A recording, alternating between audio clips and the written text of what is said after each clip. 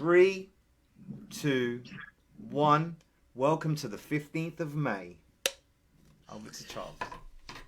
Thank you for joining us. A very big welcome to everyone. This is actually the fifth in our 1.5 Max series of webinars about action on global warming. Today, we've got 8 speakers across the 2 panels, and everyone's going to, I'm sure, going to really inspire you with what they've been doing to stop global warming. But first, let's just talk about the journey to today. So the recent journey absolutely started with the arrival of Joe Biden as the US president. And for me, what he really did was to inject hope that the world could collectively stop global warming. Then on the 22nd of April, Earth Day this year, the US made this huge pledge to cut their emissions by 50% by 2030. And this was also followed up the same day by Canada and Japan, also upping their commitments. But these are pledges.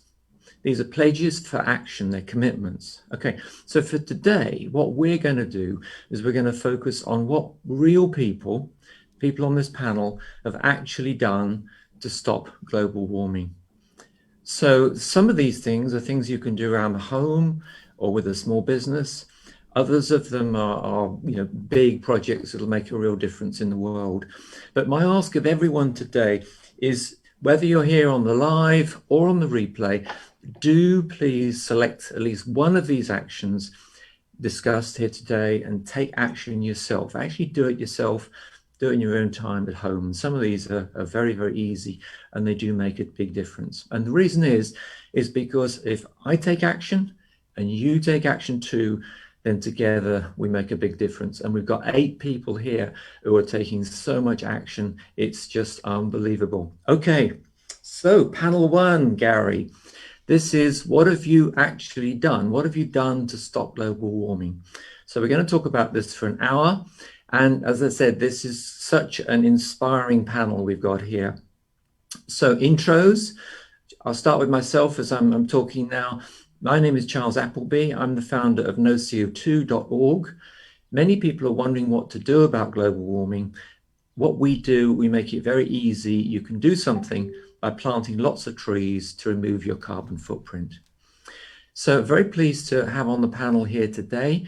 We got some regulars. So Gabriella, if you'd like to do an intro. So Gabriella, you're one of our regulars.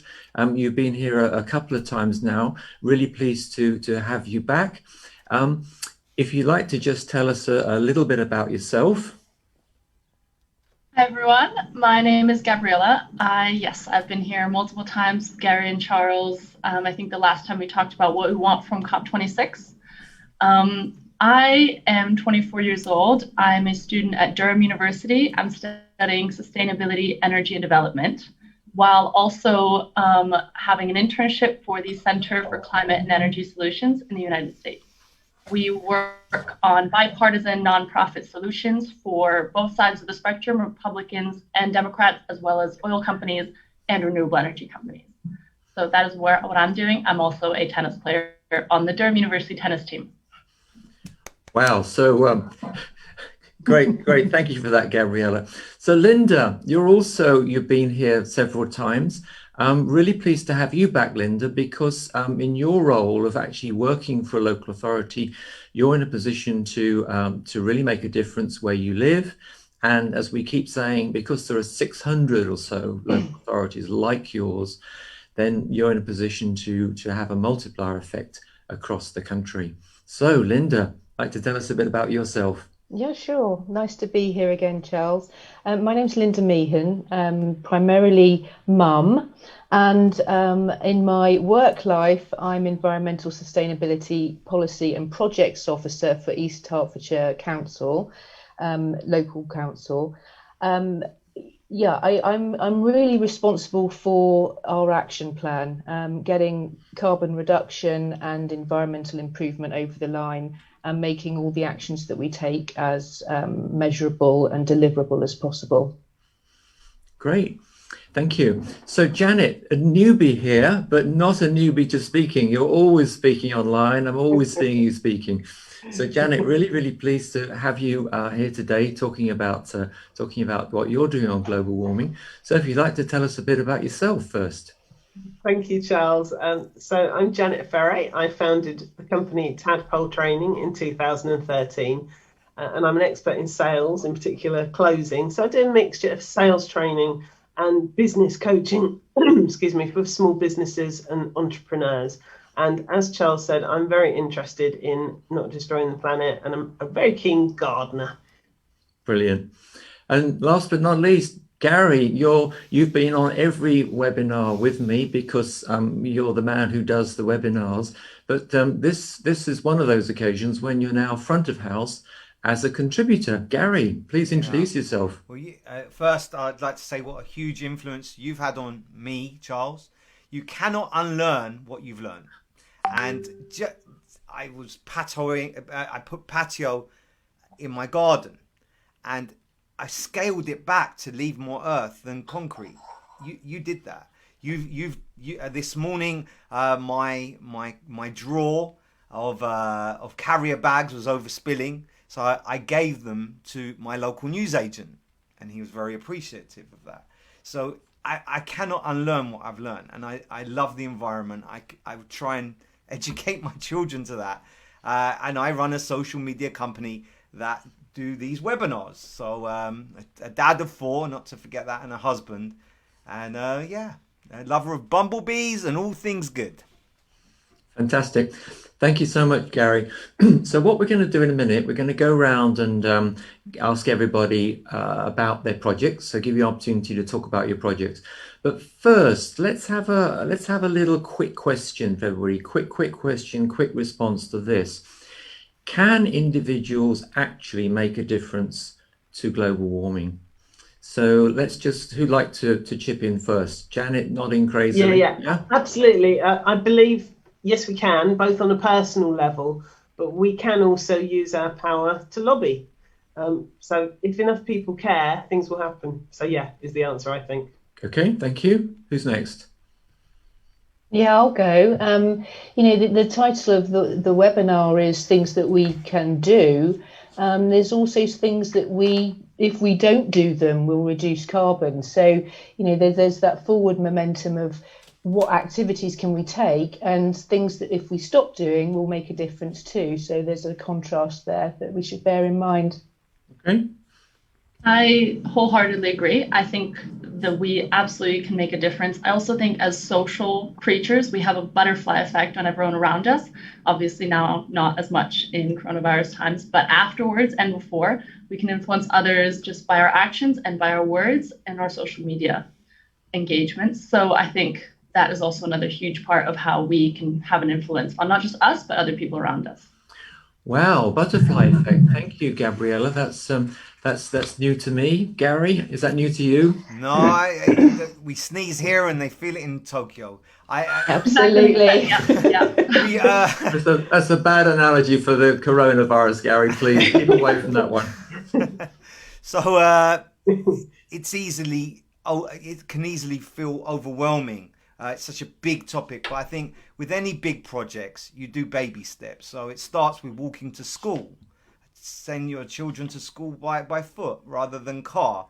Or it could start with just a clever choice of packaging rather than lots of packaging, or planting an extra tree, donating to no CO2. So I don't think that what you're gonna listen to today might feel a little overwhelming, but it's just baby steps. Take tiny chunks at a time, and before you know it, you've made a huge difference. Nothing worthwhile was done by ourselves. This is a global effort for a global crisis. Yeah, I think we need 1 million people being imperfect than a few people being perfect. Wow, like that. You're full of insight today, Gabriella. Yeah, you'll get more. Don't worry. You're on fire. Okay, so yeah, my take would be is that just to say that what I believe we've missed the government with public communications, public engagement about what can be done. And so for me, on top of everything that we've all talked about here, there definitely will be a huge multiplier if the government says, look, this is what the problem is, this is what's happening, this is what needs to be done. So Linda, you're part of the government, you're part of that sort of government machine, you're at the local authority level. What's your take on that? How big a kicker is it going to be if the government does say, look, this is what needs to be done, this is the sort of thing, you know, we'd like people to do? What's your take on it, Linda? Well, I think certainly from where I'm sat in our local authority, the message is clear. The declarations were made in 2019 across all local authorities. This is the emergency. This is the emergency. So, you know, whatever, you know, benchmark or time frame you're looking at, you know, the knowledge is absolutely there, and the ripple effect through all of the activities of the council are, you know, it is rapidly changing. So it's about changing the mindset internally, and then how we can effect behaviour change in the community, and leading by example. So, you know, cut our emissions, show how we're doing it, share the good news stories, and then share, you know, that knowledge out into the community about what other people can do. And it's about, you know, making it specific and measurable. And, you know, it feels like it all needs to be done at once, because certainly, you know, from our action plan, it's grown from being just a carbon plan to something that incorporates water and transport and energy and biodiversity, because all of these things are so interrelated. You can't, you know, ignore one and exclude the others. But it's certainly been taken seriously, and you know, as somebody that's responsible for pushing that forward, I'm pleased to say that the traction's starting to come. As ever, Linda, great to have your comments actually from the coal face of where the real work is being done. So if you're out there and wondering about the impact of individual action, as we've just discussed, individual action is important. It needs to be done now. It is urgent. There is an emergency, as Linda flagged up, but this will all happen more and make a bigger impact if there is government public engagement as well. Now, my hope, my ask is that as part of the lead up to COP26, and we've still got a bit of time, I really hope that the government will put some communication in about this as soon as there's a communication window, as soon as we're a bit free of coronavirus. Okay. So, Charles, can I jump in there? It sprung to mind what happened this morning, or just a few hours ago. I had a candle in a glass, a tumbler, and I'd bought the candle, and then the candle would run out, and there was just the wick left. And my wife said, "Oh, we're going to throw that away." And I said to her, "Look, you know, we could recycle that, and we could just clean it and use it as a glass." And then my son just yesterday said that, do you know how the carbon footprint of that, it probably wasn't made in this country. They'll have the energy required to make that glass, and I was so proud. So it's just little things like that. So you can repurpose so many things without having to take the resources of what we have on this planet. So I just wanted to say that even something as small as that could make a big difference. Not having to buy another glass or another item of clothing or another consumer thing. So super example, yeah. Well, of course, I mean, a great example of that is that instead of chucking something away that you no longer want, to repurpose it by giving it to someone else who needs it or hasn't got it or whatever. Anyway, so look, who'd like to go first, talking briefly about your a project you'd like to share with us? Who'd like to go first? Can I go first? Janet. I think mine's really simple. I'm a business coach, so on the face of it, my carbon footprint's not that big, because I don't manufacture a physical product or distribute it. But I think so many companies, they want to sort of tick their corporate social responsibility box, and that's their reason for doing it. I wanted to do something practical and sensible that made a difference, that was relatable, not just to tick a box, but because I really believe in it. And as I said earlier, I'm a really keen gardener. So when you talk about recycling, Gary, you know, my flower pots are yogurt pots. I have an allotment. If you want to see stuff being recycled, go down to an allotment, because everything is second or third or fourth hand, but that's a good way to do it. So within my business, I've just started this literally in the last couple of weeks. I've known Charles for a while, I've donated, but I wanted to do something a bit more consistently. So as a business coach, now when someone signs up to my program, I've already pledged to Charles that I'm going to buy some trees from his project, but I'm also going to invite the people who work with me, who come for coaching or for training, whatever it is, depending on how much they're spending with me, the amount will change. But basically I'm saying, look, I'm going to spend this much with Charles. Would you like to match it? And then I get to explain why I want to do this and the good it will do. And I know some people will say yes, which is brilliant. Some will say no, that's okay, I'm still contributing. But I've also slightly either educated them or raised it on their radar. It's not complicated, but it's something that I think can really help. And if I get known as someone who's a bit of a green nut, do you know what? I'm fine with that. It really suits me. Absolutely fine with that. But I see it as a really simple way. As a small business, I can do something which doesn't take a lot of time and effort, because it can be tough when, you know, if you're on a small scale, you haven't necessarily got the infrastructure to do something complicated. And also it's just dead simple. So I was talking about this with Charles the other day, and going forward, I absolutely pledge every time I get a new customer, I'm going to have that conversation with them, and let's see where it goes. Janet, thank you so much for that. That is just terrific. And what we will do is we'll put you, when we update the website, which we'll hopefully happen shortly, we'll put you on the website. Yeah. Thank you so much. An amazing contribution. Thank you. No, you're just so welcome. Janet. Well, you know, I can plant trees in this country, but they're so expensive. Okay, obviously you can propagate, so I'm not going down that route. But compared to what I can buy by donating to you, it's a no-brainer. And also the fact that, as you told me, is it £10 worth of trees buys 3 days work for a poor family? Have I got the statistic right? That will be a day. £10 worth of trees is £10. That's 93 trees. That's a day's work. Yeah. Okay. So again, you know, we have so much in the developed world.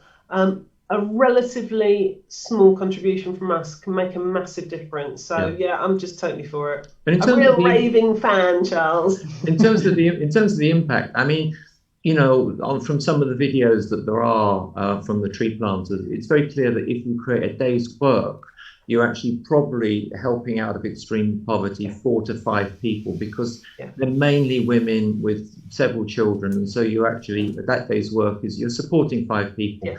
So the trees we planted so far, we're actually supporting 4 people full time every day of the week, every day of the year, with a number of trees we planted. But there you go. Again, for a tenner, you're doing that for a tenner. Yeah, and brilliant. It's really helping. Well, obviously it's better if you spend more, but Janet, for a relatively little amount, the impact is huge. So thank you again. Who's next? Yeah, I can go. Linda. Yeah. So in terms of the project, I'd like to sort of share a little bit about, you know, the personal journey that I've been on to bring me to a place where I really am looking after a big action plan.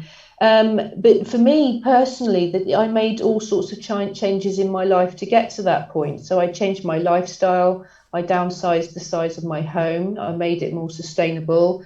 I gave all the trappings of, you know, a previous lifestyle to charity. And it put me in a position where I was able to then volunteer and choose to educate myself on this. So I was able to make that step from my previous career into this one. And, you know, lots of learnings along the way, lots of mindset changes. And all of a sudden I'm leading the happiest life with the most little that I've actually had in my life. And I'd like to share a little project that my daughter came up with, actually. And this is, you know, rather a proud moment. 2 years ago, it was her birthday. And as many children want all of their classmates to come along to celebrate with them, she came up with the idea that instead of gifts, she'd like children to donate some food. So bring tins of whatever and donate it to the food bank.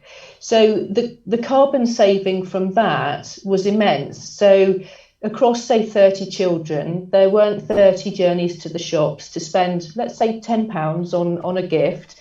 Invariably, those gifts are from China, or, you know, they've got a high carbon footprint for the value that they've got. And with respect to the act of giving, you know, proportionately, she wouldn't want all of them. So I know they get recycled, but you end up with 30 items which you don't really need. So she donated the contribution to the food bank. Everybody put £1 or £2 in a pot, and she bought what she really, really wanted.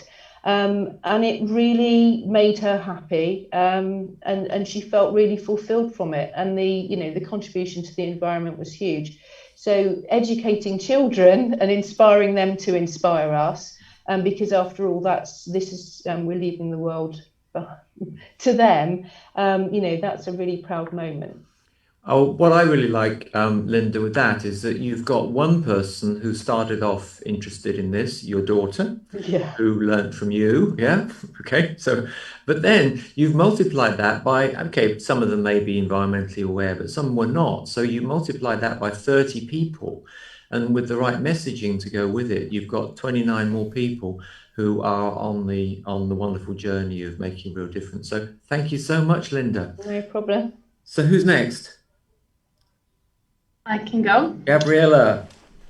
So as my personal project, I'm a student and an intern, so I don't have a more professional experience. But as a student and a 24-year-old on social media, I feel like I have a big outreach that I can do and a big influence, especially amongst my peers, coworkers at C2ES, and amongst my fellow classmates. So, for example, for me, I think it is hugely important to get the message out there about climate change and influence the people that are around me, kind of what we were talking about before, the butterfly effect. I think that is hugely, hugely, hugely important for moving forward with climate change. For example, my mom is probably watching this. She teaches a class of high schoolers, and I know that she will show this to my high school class, and she's already showing them more and more of my videos and showing them more about climate change because I've told her. Or my roommates, for example, 2 girls that are business majors. They also will now go into their business classes, maybe more aware about climate change, doing studies about climate change, more aware of their habits. So I think for me, just spreading the word and awareness and getting people more engaged and more knowledgeable about the topic will then influence their actions. And kind of leading by example. For this panel is amazing. And I was talking to my friend an hour ago and telling him about it, and he is very proud of me and saying how it's great that I'm doing this. So I just want to lead by example for my friends and people that follow me on social media and that will follow my journey, especially as a student, as a transition from the student space into the more climate and environmental communications.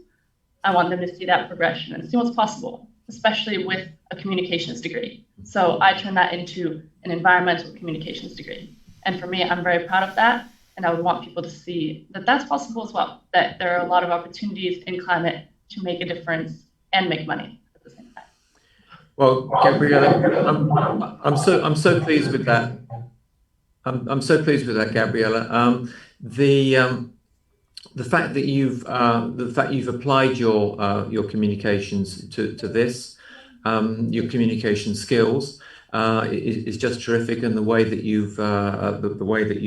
you've used this again to influence other people. Thank you. Is just terrific. I would also say, Gabriella, it took me a while. I found you on your entry on LinkedIn, and I'd already sort of thought, well, yes, I want you on the previous webinar we had, and it was only after that I found your webinar of your report of the very unfortunate incident with the cyclist in the US. Right. And I thought, oh my goodness, this is you're wearing the badge. This is a professional news reporter on site reporting this, and no way that I'd have thought, well, you're just a student on the communications course. Mega professional. If anybody wants to see how to put together a video of themselves, then absolutely look at Gabriella's profile. So thank you for that. Gary, over to you. Yeah, I like to departmentalize life sometimes. So if I may, as an individual, all kinds of different things have happened. I've contributed money towards planting trees every month through no CO2. So that's a big thing. Every aspect of my life, from how long I leave the tap on for brushing my teeth, to turning the lights off when they don't need to be on, to trying to keep a jumper tight. I'll sew up a hole rather than buy a new one. Petrol to diesel to electric and so on. The list goes on and on and on as an individual. Then as a father, like I have 4 children, which I really need to, even though that they hear it at school, they also need it re-emphasized at home. The kind of things, switching their lights off, walking to school rather than, even if it's in the rain, enjoying that rain underneath the umbrella and listening to the pitter-patter of the raindrops. Why not? It's fine. So as a dad, I feel that I have a huge contribution to make to leave the planet to the right, its next owners. As a business owner, very similar to Janet, that we contribute towards planting trees with no CO2, and I encourage every single client to put on their website that they plant trees, and we've been really successful at that. More than half of our clients do now contribute, and if they don't, I'm a bit dogged with it. I will keep mentioning it, and I'll whichever way they want it said. I'd say, look, there's six businesses very similar to yours. Why should they choose yours? Because and it could make the difference, the fact that you plant a tree every time you sell a cup of coffee or do a dental treatment or something like that. That really will make a difference, and there are people that will choose you over your competition just because of that. So those are the different aspects of my life and how things have changed throughout that spectrum. Thanks, Gary. So a couple of people have mentioned planting the trees. Let me just very quickly introduce that. So for me, what we're about at No CO2 is basically making it easy for people to take action by planting trees. As Janet said, it's very, very cost effective. If you plant enough trees, you can remove all of your carbon footprint. So do please cut your fossil fuels first. This is the planting trees is extra. It's about cutting your footprint. But what's really good about it is if you plant enough trees, you can actually remove all of your carbon footprint. And as we've discussed, it creates paid work for people in extreme poverty. That's where the tree planting is. It creates new habitats for wildlife. So some numbers. Obviously, what I'm doing, I'm facilitating other people who are making the donations. But so far, we've had enough to plant 400,000 trees. That means that we can remove 2,000 tons of CO2 every year that the trees are growing, which is 25 to 30 years. So far, as I said earlier, we're creating enough work for people to employ 4 people full-time planting these trees just for us. And if they've got a family of 4 to 5, then that's 16 to 20 people in extreme poverty who are being helped with all of this. So, guys, we've had a great discussion about this. What comments have people got about the sort of things people are doing? Other ways to improve this, to do more about it. So before we come on to any other projects of yours that you'd like to talk about, let's just have a chat about, what are people's observations on what's been discussed so far. We're all like-minded, and I think that we're all connected in the like-mindedness. Where we need to make a change is somebody wants to be making a difference, reaching them. Because like I said, you can't unlearn what you learn. I agree with, I don't think I've heard one thing that I disagree with today. Yeah. I think it would be good to brainstorm, to mastermind how we reach the people that don't know what they're doing and they're buying plastics and they're using fossil fuel, where it's so simple to change your electricity supplier to wind power. That's a big difference. So I'd love to know what everyone thinks about how we affect others. Because I think it sounds as if we're doing. This panel is pretty amazing. If everyone was like that, that would be good. But we're in a situation where not everyone knows what to do. But it is that sort of drip effect, isn't it? You know, by consistently getting the message out there, and showing there's different ways of doing it too. And I think, you know, Charles, you've done a good thing here, because we're ordinary people, but we've each got our own separate way of doing it. And there might be someone watching or listening who thinks, "Gosh, I could do that too. That's not so very complicated." And that, you know, when the problem is really huge, it can be overwhelming. And I think what Gabriella said, you know, tiny steps, just start, just do something, because you'll feel better and it will make a difference. And it can be overwhelming, so just choose something that you think you can do and start it. That's what I think. So I think, Gabriella, you've given a really, really clear example of how by working with your colleagues on your course, your housemates and whatever, you've as Janet says, you've drip, you've influenced them to do something. So what do we feel are the sort of blockages from people? How could we make a bigger difference?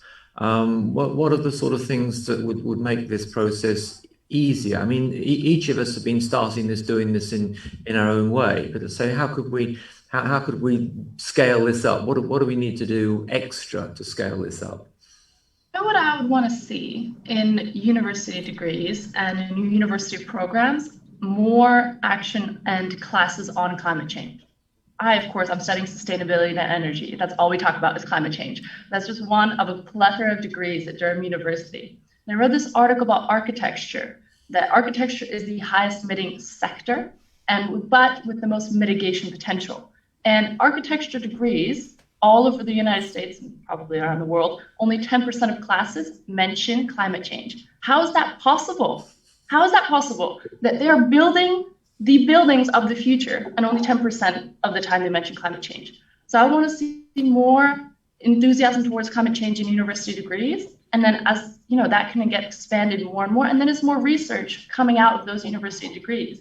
For example, I did my marketing degree thesis and dissertation about climate change. And I would want more people to incorporate that as well, just to start thinking about it. Obviously, it needs to be done on a macro level. Everyone needs to be doing it, but I would just want to see that incremental change in all different sectors to just think of climate change. I just find it incredible that the university on architecture, just find it incredible that they're not covering this. Yeah, and sustainable architecture is one of the fastest growing sectors, but they're not teaching it. It's not a course yet in many universities, which I find unbelievable.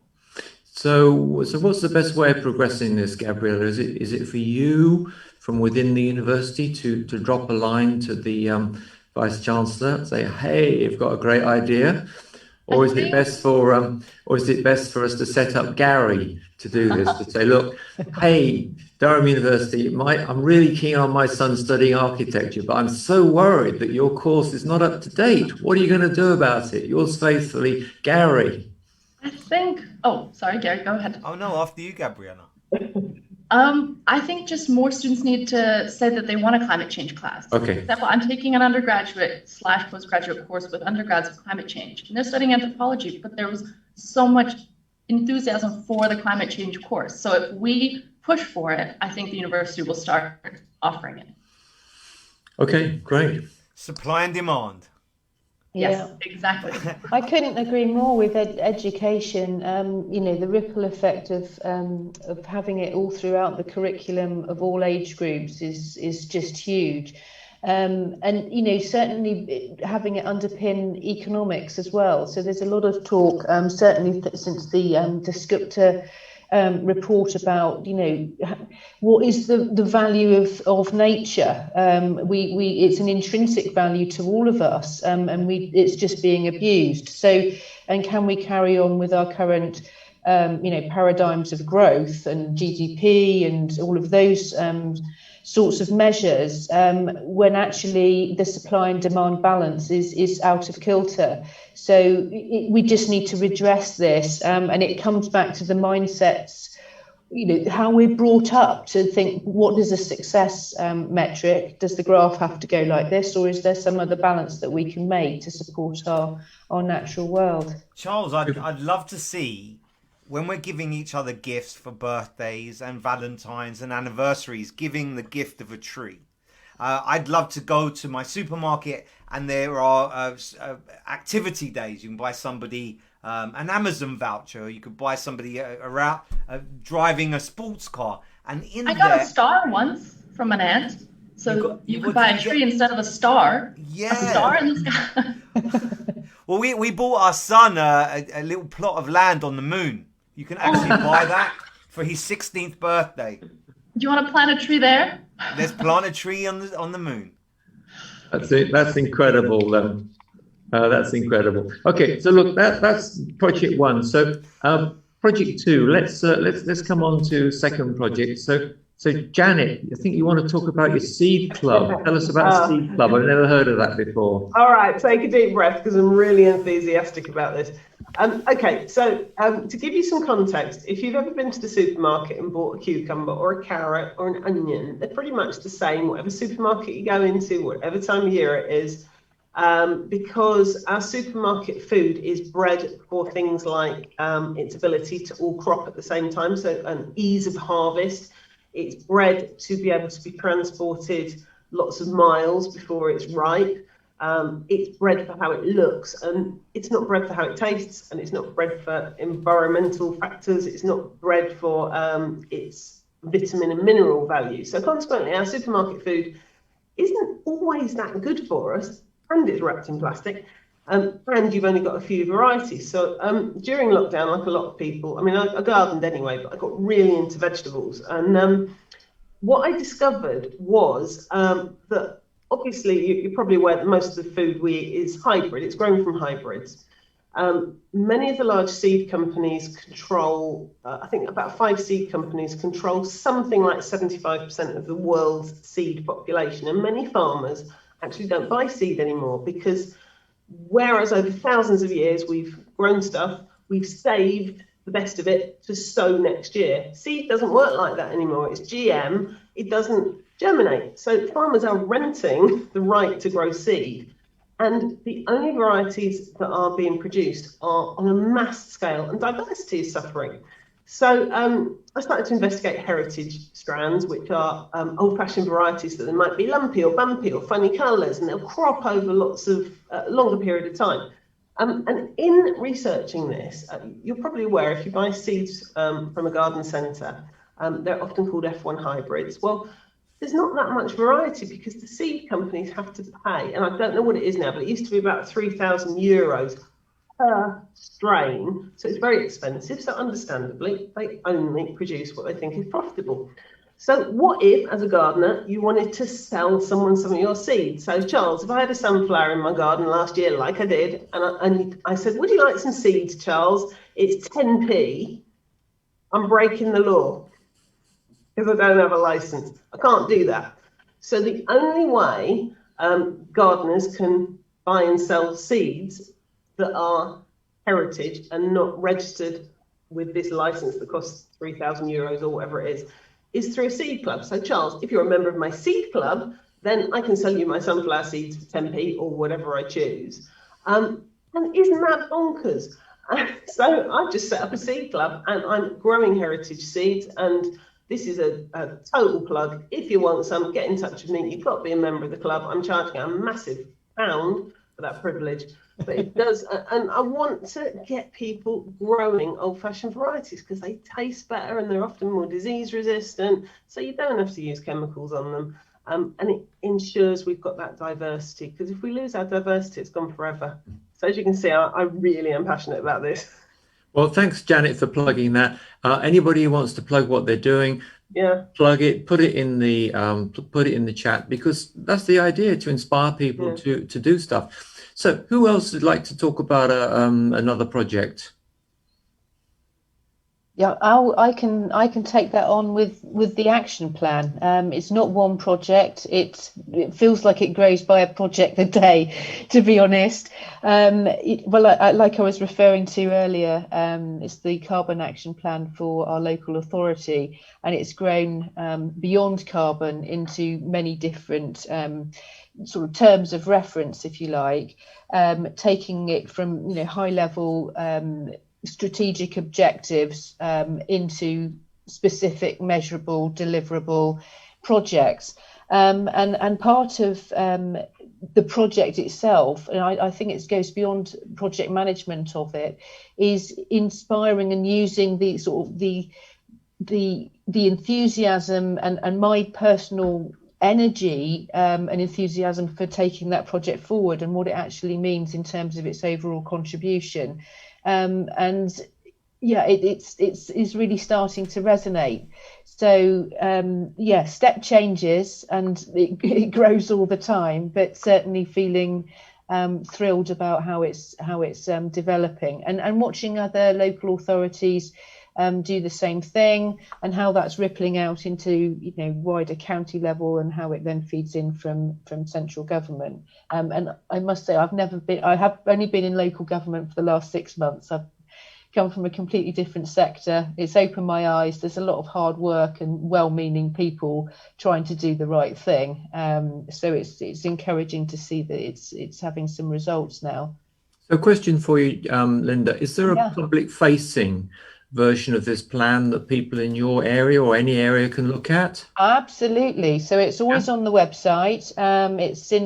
We've just put it on in an accessible version. It's updated monthly. It's got timelines against it, whether it's completed or not, or when it's anticipated to finish. And yeah, the whole point is it is transparent. This is what we're doing. And oftentimes, well, this is where we're stuck, and we're being very upfront and real about it. It is a working document, and that's how it should be. So we can be called to account, we can call for support, we can, be really visible about what we're doing. Okay, thank you. So put a link in if you'd like to Linda to that. Sure. Okay, so who's next? Gabriella? Oh, Gary, on. So I'm the marketing department for No CO2. So my project is to make it a household name for people to reforest our planet and that makes you guilt free. So if you do get on a plane, there is this carbon offsetting concept that yes, it's going to take a lot for us to get back to under 1.5. But one of the ways is this guilt-free mentality I want people to have. So if you do have a car and you have no option, then how about making a donation? So for me, it's really spreading that message as far and as wide as I can from one end of the globe to the other. Reforestation, forget deforestation. It's about that carbon offsetting, which is a nice easy option. It will cost you a little bit of money, but then you'll feel quite happy in that spring in your step. So that is my mission at the minute. So anybody that has great ideas, please, I'm always available. And I know Charles is. I just email me, gary@lovingsocialmedia.com. You can contact us through the No CO2 Facebook or Instagram page. Sometimes the most simple ideas are the best ones. So I'd love to hear your ideas on how we can make this a global message of reforestation rather than deforestation, and feeling guilt-free that you're driving a car and you don't have to feel bad because you're offsetting that. So that's my mission at the minute alongside Charles.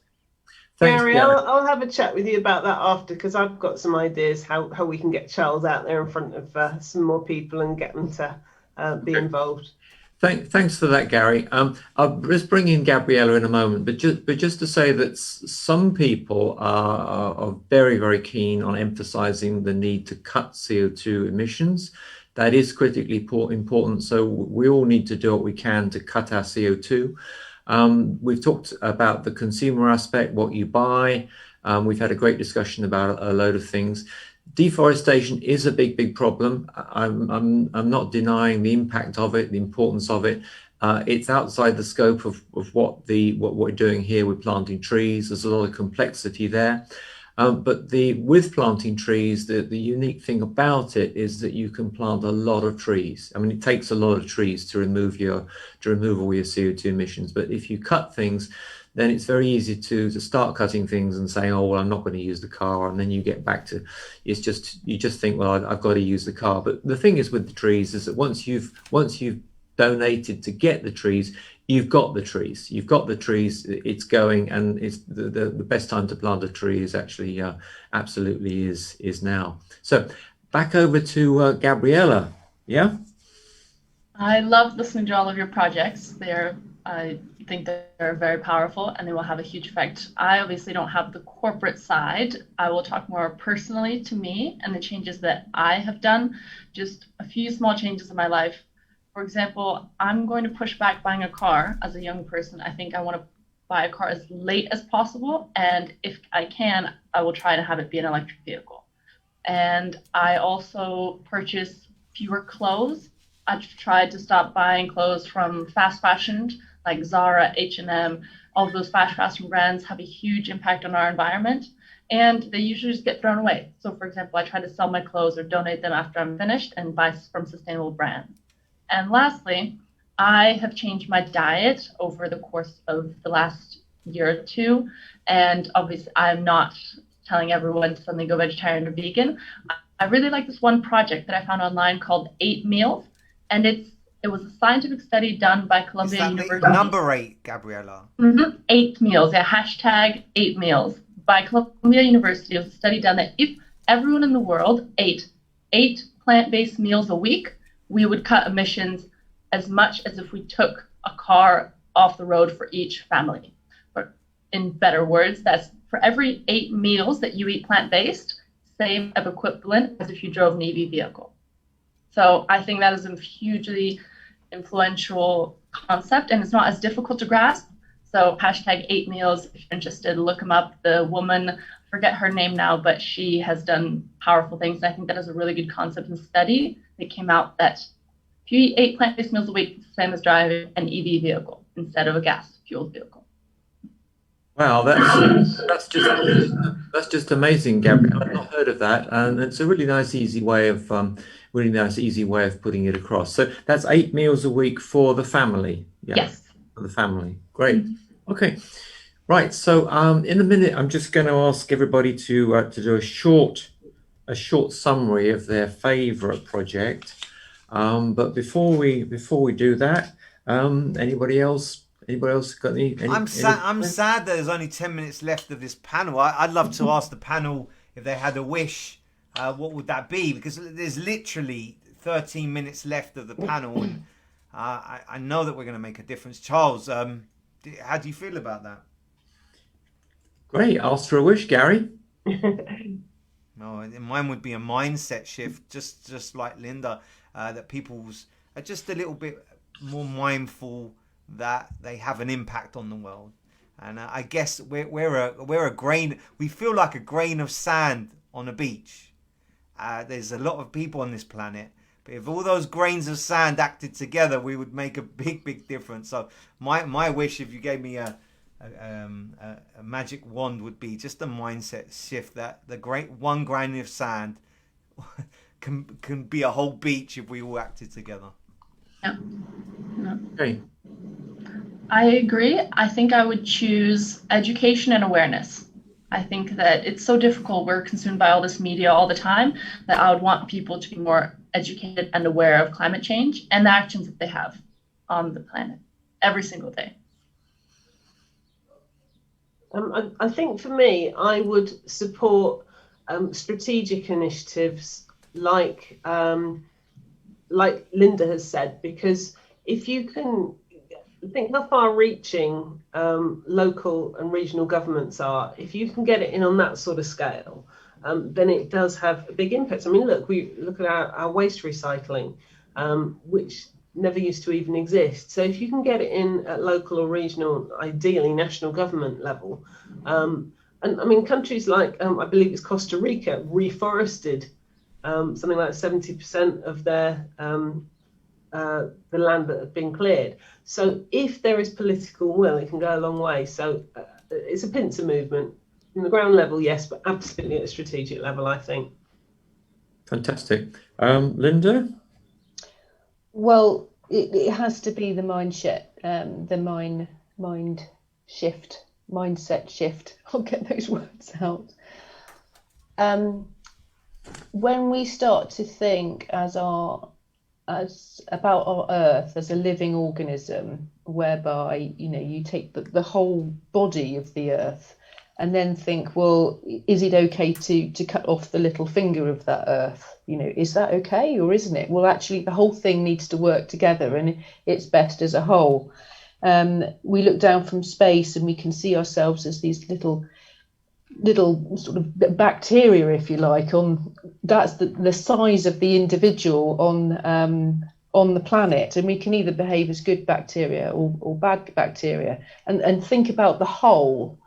I hope I'm coming across in a way which just says we need to think about, other people as our brothers and sisters, and the whole Earth as this living, breathing thing of which we are part, and that the life of that sustains us, and it just brings us happiness and well-being.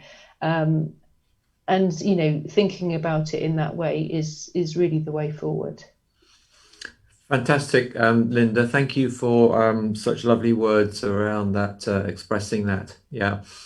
Okay, so for me, we got 2 votes here for mindset, and for me, I would put in front of that what I said before about the government communications campaign, because I think that for me, that's the opportunity to help make a difference with the mindset of that big chunk of people in the middle who aren't yet converted to this message.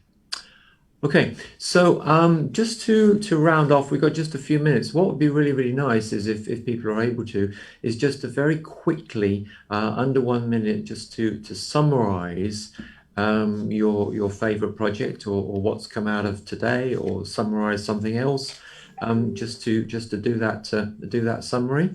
So who'd like to have a go at that first? Gary. I've never felt more part of a team of unconnected people. I feel there's a lot of teamwork happening here.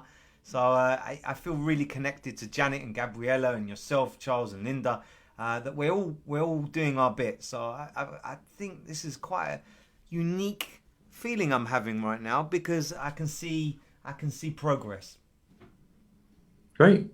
Yeah, I was just going to piggyback off of that. I agree. It's so refreshing to talk with like-minded people and to see people having individual projects that will have a huge impact.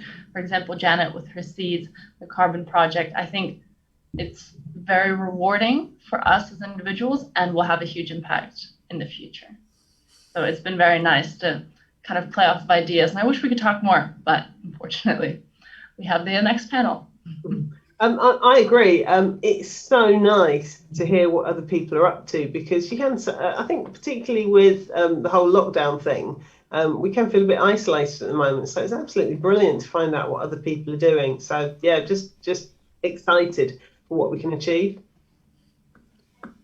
I'd like to just mirror that and really take in the hope that you can get from things like this. It's important to go forward with a vision of what we do want for the future and keep a happy spirit about it. It's very easy to get really, quite bogged down by all this bad news and what have you. But if we have a vision for what we aspire to, for our futures, for our next generation's futures, it will pull towards that, and it is the essence of creativity and planning and energy that we'll need to actually deliver this for future generations.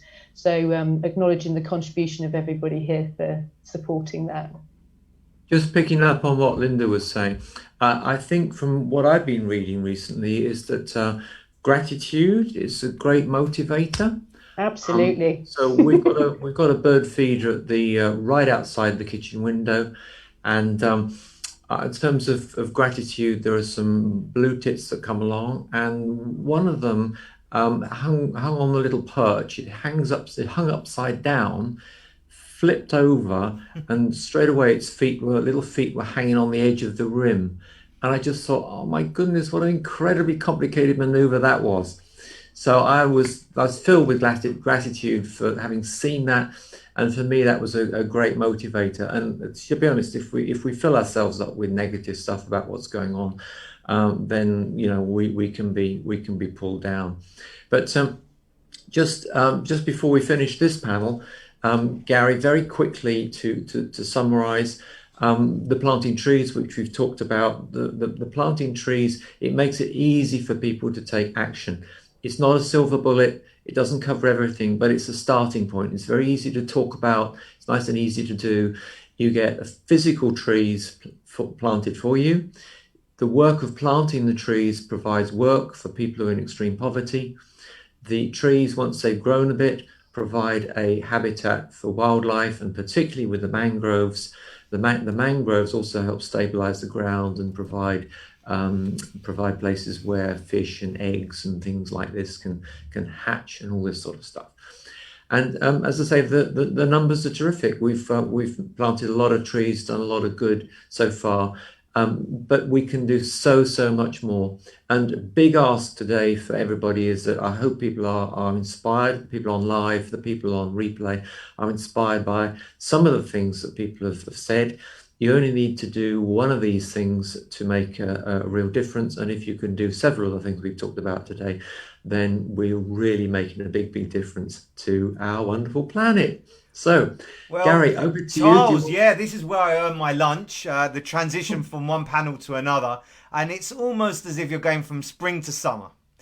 So for it to go smoothly, all the panelists, you can stay where you are. You can turn your camera off or on.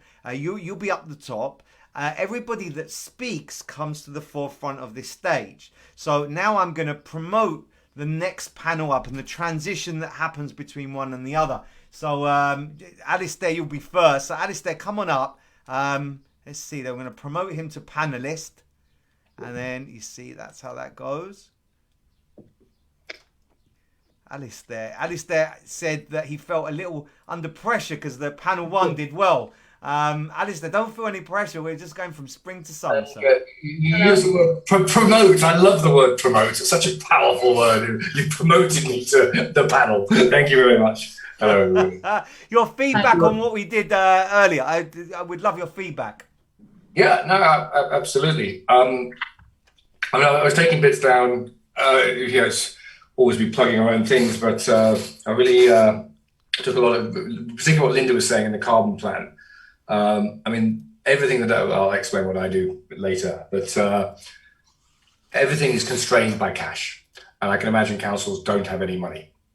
And I've seen many council plans that very simply don't do enough because they haven't got any money. And so they'll optimize to a budget. So what I'm trying to come up with is a solution, and we pretty much think we've got it now, that all the councils in the country can be funded by private business to plant trees or hedgerows. And hedgerows is going to be my speciality, CO2 eco speciality. And the way you do that is that they take all the benefits from it in PES, payment for ecosystem services, so they'll get the carbon from it. So the council can, highways and byways, no better place to put hedgerows. Councils Alistair, you're whetting our appetite. There you go. I say no more. Linda's getting excited.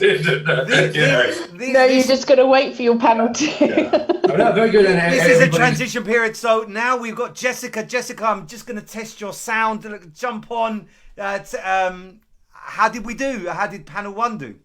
Brilliant. Yeah, quite daunting. It's true. But I think the fact that everybody feels like part of something is quite a good segue into what I've been working on, which is bringing school eco networks together. So that works quite neatly. I love that. Fantastic. Well, that'll be something new. Adam, you're here as well. Great. You're coming through loud and clear. So Adam, will you come on stage and tell us, just so I can test your sound? Nope. You've disabled my video. I shall fix that, Alistair, sir. Okay. So, can you hear me okay? Perfect. Yes, we can. Right. Try switching on your video, Alistair. Adam. Adam. I'm getting mixed up. Let's see. It's still saying disabled. Okay. All right, we'll work on that for a second. And then our last person, who have we got missing, Charles? No, that's it, Gary. We're good. We've got a full house. Full Yeah, house. Wow. So I've just got to fix that, and then we're good. So, Charles, over to you to panel 2. So, Gary, I mean, people are welcome to stay. To keep it simpler for people watching, do we want to just sort of drop the previous panel down to the audience, Gary, just to make it well, a bit that's far.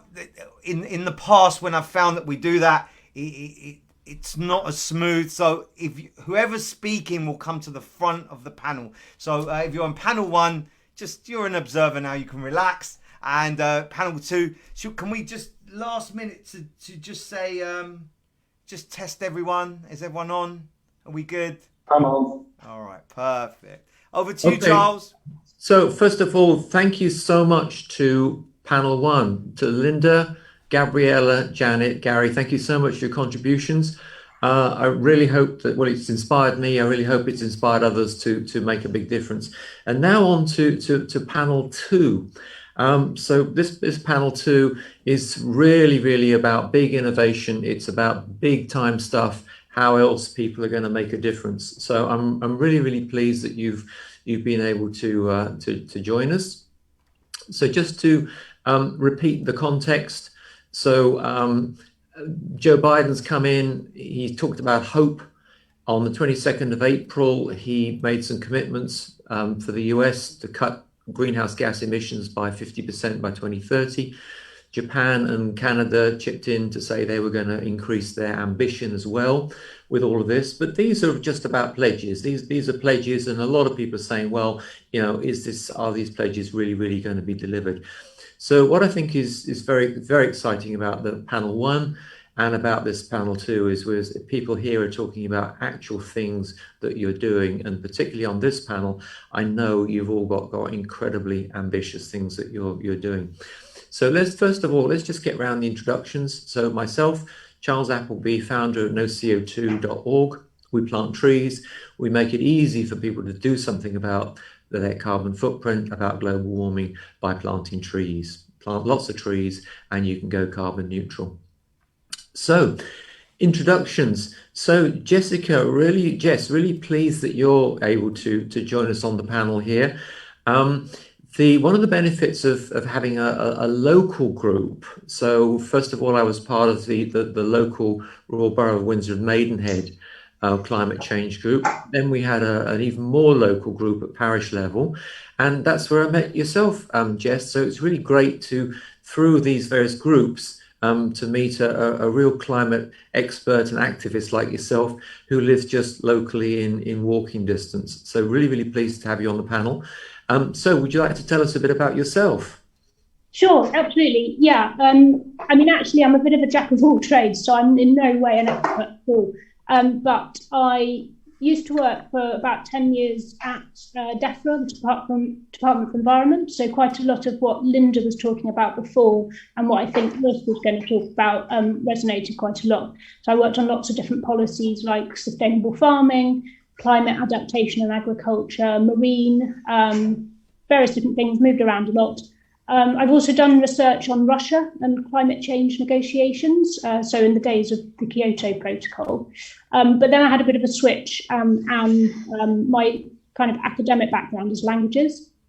So for the past 5 years, I've been teaching languages in secondary school and also been involved with their eco committee. And out of that, I've been setting up school eco networks that bring eco committees and students and staff together from different schools. So it started off just 2 schools in Hammersmith, so bringing them together, and then that grew a bit. So we're now up to possibly 30 schools in London, and then we've used that model to reach out to other parts of the UK, and we've now got similar networks set up in Berkshire, the Midlands, Avon, Surrey, Somerset, and even Ireland. So shout out to all those pupils and staff that are running those networks. And they come together as a UK network. And we're talking to lots of other people about spreading out across the UK and beyond. Fantastic. Okay, so Adam, you and I met originally before we, as part of setting up the website for No CO2. We met then, and you put the word meaningful paid work into the equation as to what we were delivering. So that was much appreciated. Since then, I know you've gone on to do lots and lots of stuff. So if you'd like to give us an intro to yourself. So yeah, my name's Adam Woodhall, and I'm the Executive Director of a new initiative called Lawyers for Net Zero. Now, I'm out and proud, I'm not a lawyer, and I am passionate about creating climate action, which I've been focused on for the last 15 years. And the reason why actually we set up Lawyers for Net Zero is because of their kind of unusually powerful position. And actually, it's a subset of lawyers that are the most powerful ones, which are the in-house lawyers. So the ones that work inside the big corporations, because they're seen not just as the kind of people who are giving the legal license to operate, but also they're key trusted advisors to their organization. And so if they're going to their colleagues and saying, we're not taking net zero seriously, and we've got to take this much more seriously, there's X, Y, and Z we've got to do, etc., that's much more likely to be heard and listened to than many other people within the organization. So that's why after many sort of other things that I've done, strategically, I've decided to hang out with those kind of guys in suits and help try and make them into activists in suits. Well, certainly from what I've seen, Adam, is that lawyers, I totally agree, they are in a very powerful position in an organisation. And what I've also seen is that the way that lawyers have been incredibly clever in evolving their business, so that to do anything in the company, you have to involve the lawyers, and the law's always changing. They're always changing what's required, so they always make themselves essential to what's going on. So totally agree about their key importance. But Alistair, in terms of yourself, I'm really, really pleased to have you joining us here, because you are my expert mentor on all things about carbon credits and offsets. And you said the word yourself already, hedges. But in terms of the potential for what you're talking about, I can absolutely see that there's a potential for billions of dollars to be going into nature solutions as a result of your work and your insights. But anyway, that's the impression that you've given to me about what you're doing. Now you tell us what you're actually doing, Alistair, please. No, thank you for that, and let's hope I can back it up. Right, it's easy to talk a little about what I call the carbon pledges. We've got to deliver on them. So I'm Alistair Mullen, and I guess my pre-sustainability career was banking. I was an investment banker for 25 years, and my career was defined by crisis, and positively so. And why I mentioned that is pretty much all the tools that we put into solving crises. There was long-term capital when that blew up. The Asia crisis, I went out to Asia. The credit crisis, I was actually partly the cause of that. Then we restructured it on the way out. The Euro crisis, we restructured that. And very interestingly, the LIBOR crisis, several people ended up in jail for that. Several people will end up in jail. We've got Adam as a partner here. People will end up in jail for greenwashing. That will happen. So what I'm trying to say about the banking is, I left it because I saw it was an evil business, actually, and I lost my passion for it. So I basically had a decade off. I did nothing, and I did it very well. But then that was like a field being fallow, and thinking of ideas, and nothing was coming around. And then I basically came up and I went into sustainability, and had an idea. So my background in sustainability is my first ever try with sustainability was I put a heat pump in, a ground source heat pump in my house in 2005. And I don't know whether everybody remembers the Remington Fuzzaway. Victor Kaihan, he liked it so much he bought the company. I basically set up a company. I bought the company that put it in. So that was my start of a journey. That business is still going today. It's had a few hiccups. It's been a family business. It's been restructured a few times. But that business, I'm a bit of a nerd and a statter on CO2e.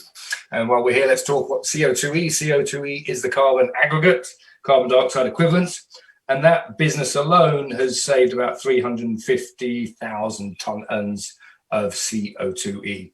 And my personal mark of businesses that I've been involved in is 1 million tons of CO2 has been saved.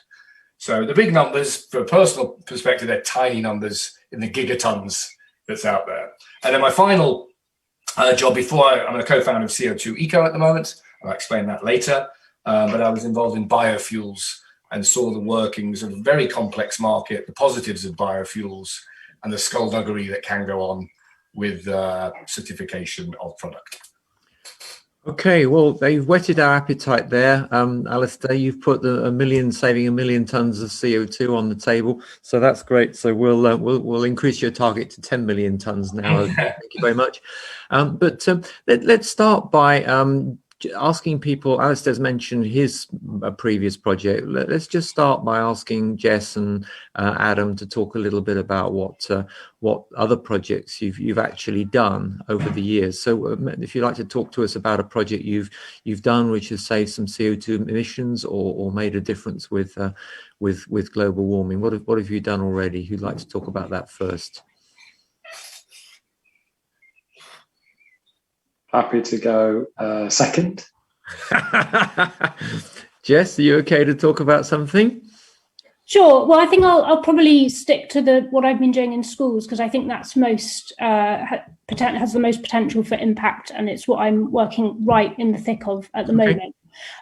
So what I've been doing is bringing together eco committees in different schools, and the reason why this is really important, I think, is because I think students and citizens can feel quite lonely on this path, and so for mental health reasons it's super important to get people together, and then the other reason is that if people come together from different organizations, different places, they can be so much stronger together. So, for example, students in the London network did an MP lobbying campaign about green economic recovery coming out of COVID. And I believe they got more responses because they were like a united front and they were coming from different schools than any campaigns they've done on their own. And then quite a big project at the moment is with schools. It's schools to aim to be, carbon zero by 2030, and it's a way of showing the government that schools, pupils, families really, really want to do this. So the networks have also really managed to get all their schools on board with that, because there's a kind of ripple effect, like people were talking about in the last panel.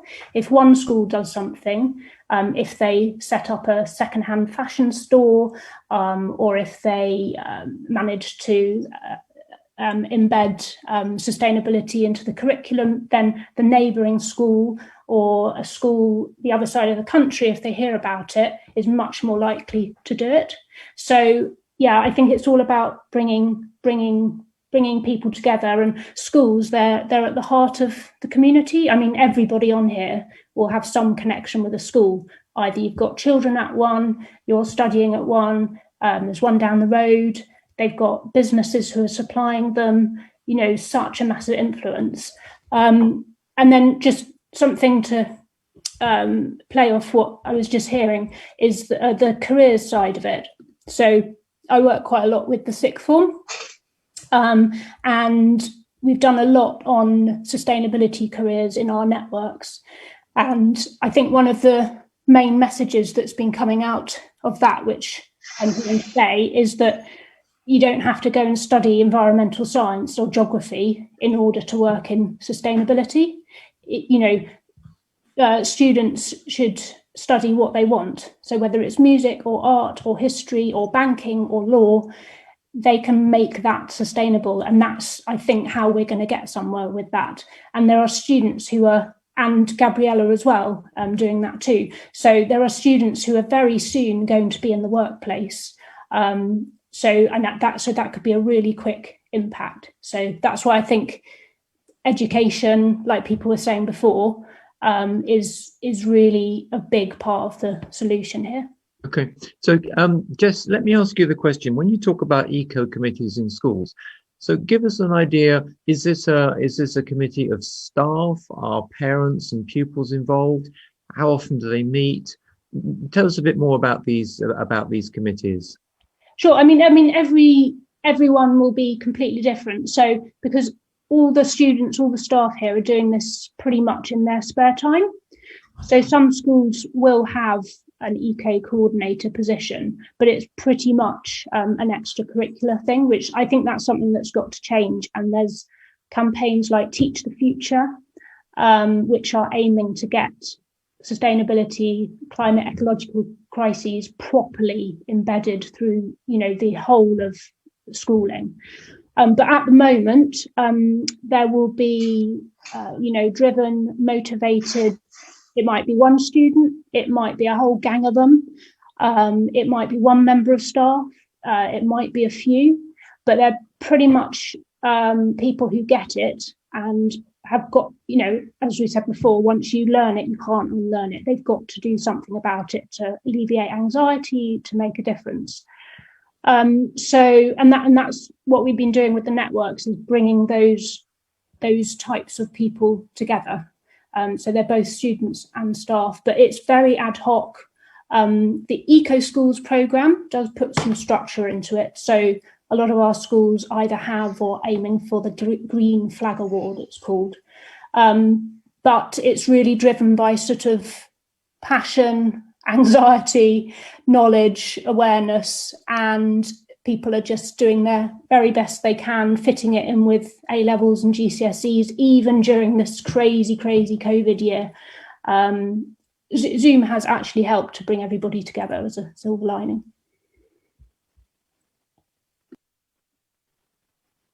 Okay, let's come over to Adam in a minute. But if, Jess, you could pop some links into the chat about these various organisations, and then we'll come back to you later to ask about, if pupils, parents, or other teachers want to get involved, exactly what they should do to get involved, because you've got a terrific initiative here.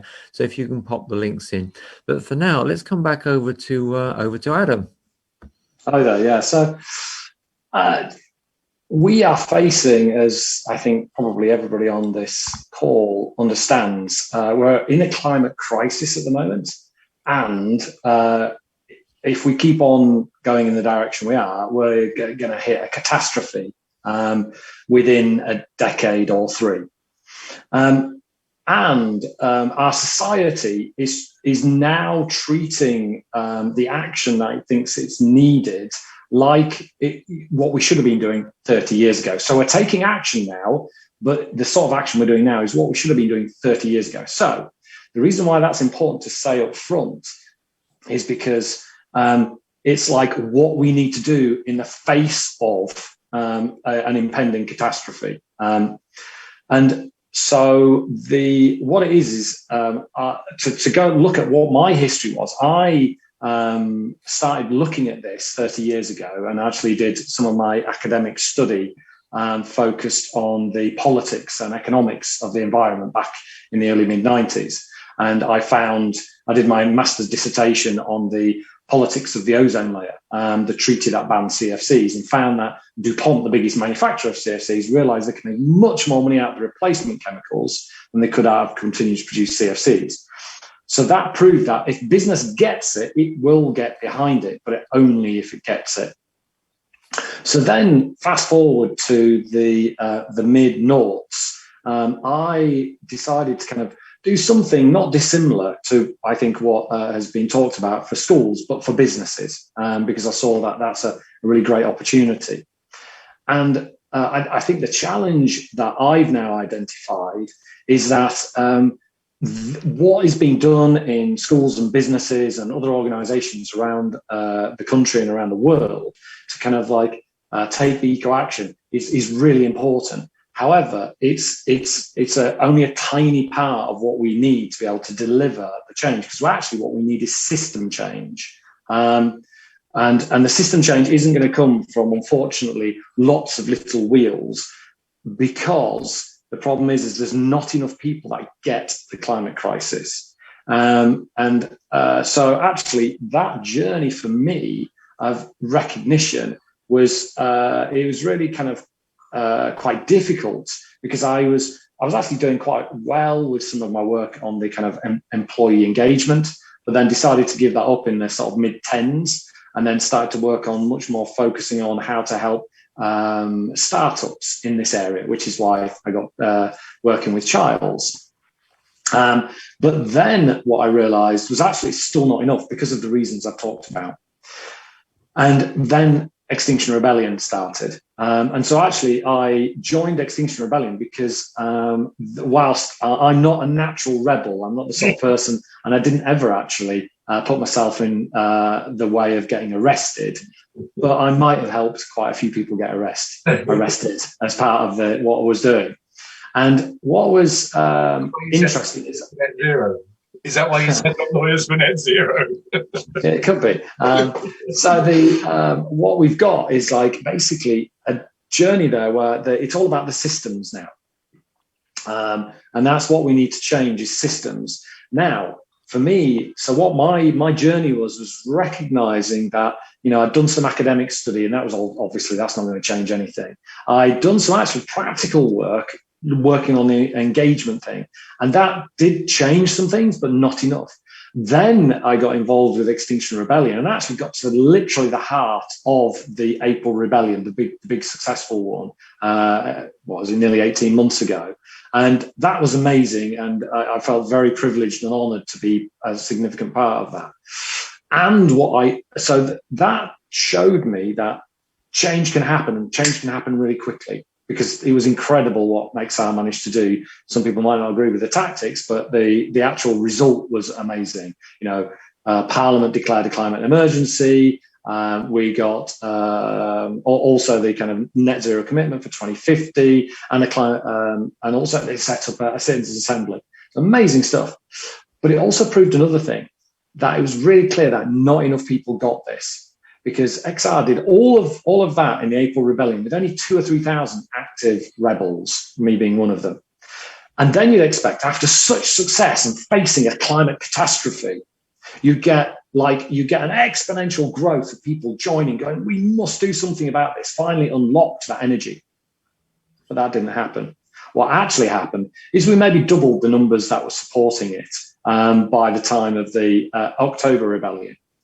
And then partially there was some other kind of internal fractious activities which kind of like didn't help, which I was trying to handle as well. But the key other learning that I got out of Extinction Rebellion, in addition to the fact that you can make significant shifts happen very fast, is actually not enough people get this. And that was actually matched my sort of experience when going into businesses, where you get, on average, 1 out of every 10, 2 out of every 10 who really cared about it. Maximum, but you never get any more than that, except in very unusual organizations. So then what you've got to do is you've got to work on how you get the system changed. And that's what Lawyers for Net Zero is. And so so I think it's really important to kind of grasp that if I was just to kind of put some very broad brushstroke kind of statistics on this, is that yes, we still need that individual behavior change. Yes, we still need the offsets happening. But those are maybe 5 to 10% each. And then the rest of it, the other 80% at least, needs to be system change. And that's what so we need people continuing to do what, people are talking about on this call, but we need people doing the system change. And that's a lot of what Lawyers for Net Zero is about. But I'll leave it on a little bit of a cliffhanger there, because I know I've been talking a bit. So I'll maybe come back to that if people want to hear about it. So Adam, thanks very much for that explanation. Really, really good.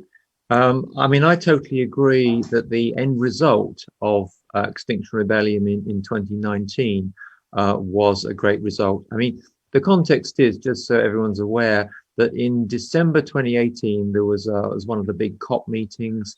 Nothing happened. So in January, February, everyone was really down. And then suddenly in February 2019, what happened is that there was Greta Thunberg came out of the woodwork. You know, this lonely, strange girl sitting outside her school with a placard. That led into the school strikes, and in parallel with that was all the activity by Extinction Rebellion. So it was an amazing year, and we ended up with a terrifically successful year, thanks to those commitments that people made, the willingness to be arrested. Yeah. Now I do totally agree with you, and let's bring other people in on this, because this is really important. I do totally agree with you with your point that not enough people get this, not enough people are taking action. I do agree with that. So, but let's bring others in. Alistair, Jess, what do you think of this? Is this the right problem statement? Yeah, I mean, I think we've got several things going in, even in this small forum. So I'm getting very excited here, and the buzzword for me is collaboration. Right? And collaboration will win the day. So already in this audience, you know, Linda has a council portfolio that when I create my magic products, they need input, right? So I'll be making calls there with this new network that I'm developing. Jessica has spoken.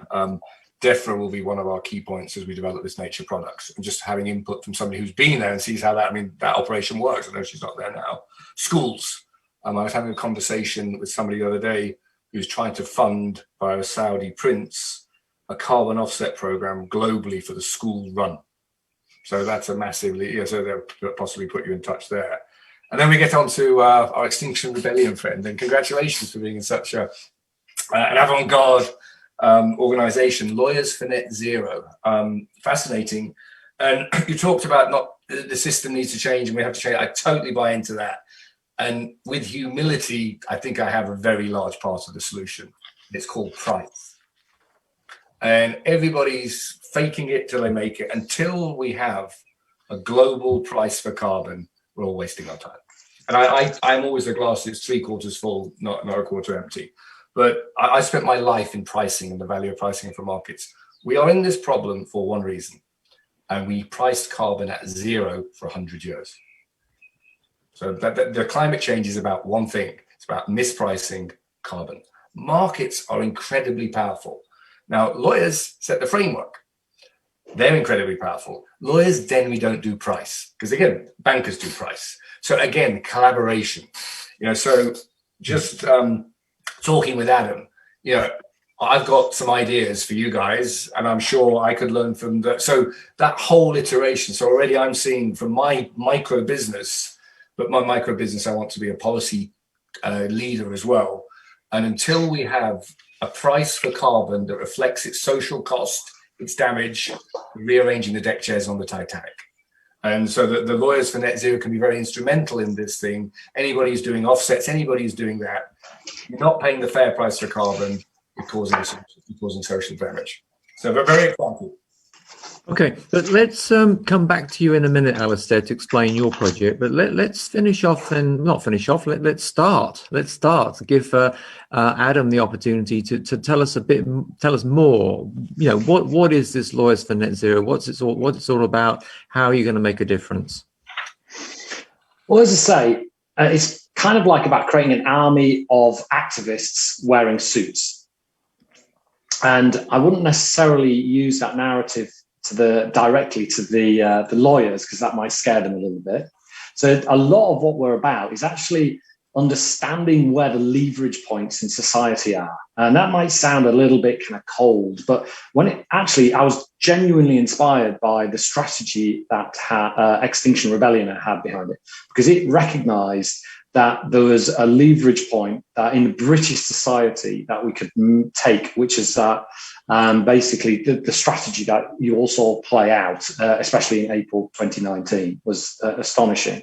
And so we obviously, I'm not going to get lawyers to stick glue on their hands and stick themselves to roads.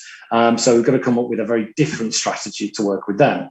But it's all about really using emotional intelligence and empathy about where they're at and then where we can take them. And the key thing that actually Extinction Rebellion did is, whilst it didn't lead to many other people coming on the streets to join it, what it did do was gave huge permission to people to take action. Because what happened is that it was really interesting. It's watching the 10-day process of that April Rebellion. The first few days, the news media were like very skeptical of it, very critical of it. But then actually it started to dig in, and people started to emotionally get the fact that there was like, you know, old ladies on Waterloo Bridge being willing to get arrested. And it really humbling. And then cab drivers winding down their window and going, yeah, I think these guys got a real point. Good on them, you know, and that gave people permission, whether they could identify that with that old lady because it's like their granny, or they could identify with a cabbie.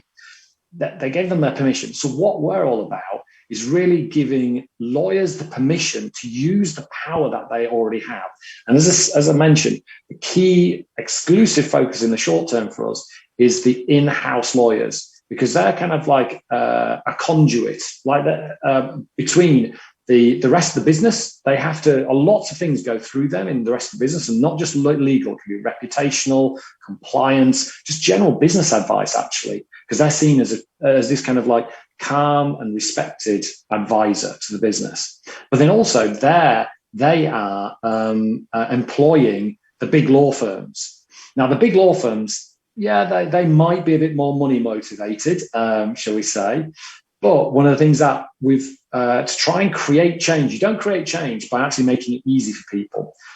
You create change by actually getting people just on the edge of their comfort zone, pushing them. So we've got we've got net zero action principles. And within those 5 net zero action principles, the first one is champion net zero internally. The second one is deliver rapid climate action. The third is learn and share key information. The fourth, and a really interesting one, is stimulate law firms. And then the fifth is champion net zero action, net zero externally. So the fourth one is a very interesting one, because it's actually what we're asking the in-house lawyers is to go to their suppliers and go, so do you work with a coal company on delivering transactions for them? And if you do, we're going to mark you down in our tender process, in our request for proposals is the technical name they often use. So what that does is actually it's not going to make necessarily a directly big change, because obviously the law firms aren't the ones digging the coal out of the ground, but it is part of what's kind of changing things. And what's been really interesting, I was quite nervous about this stimulating law firms aspect, but all the lawyers have gone, okay, no, we'll give that a go, because I've said to them, it's all about testing, it's all about learning. So it's really about, the key thing is that the foundation, and I'll finish on this point, is that we come from a process which is the understanding that action drives belief.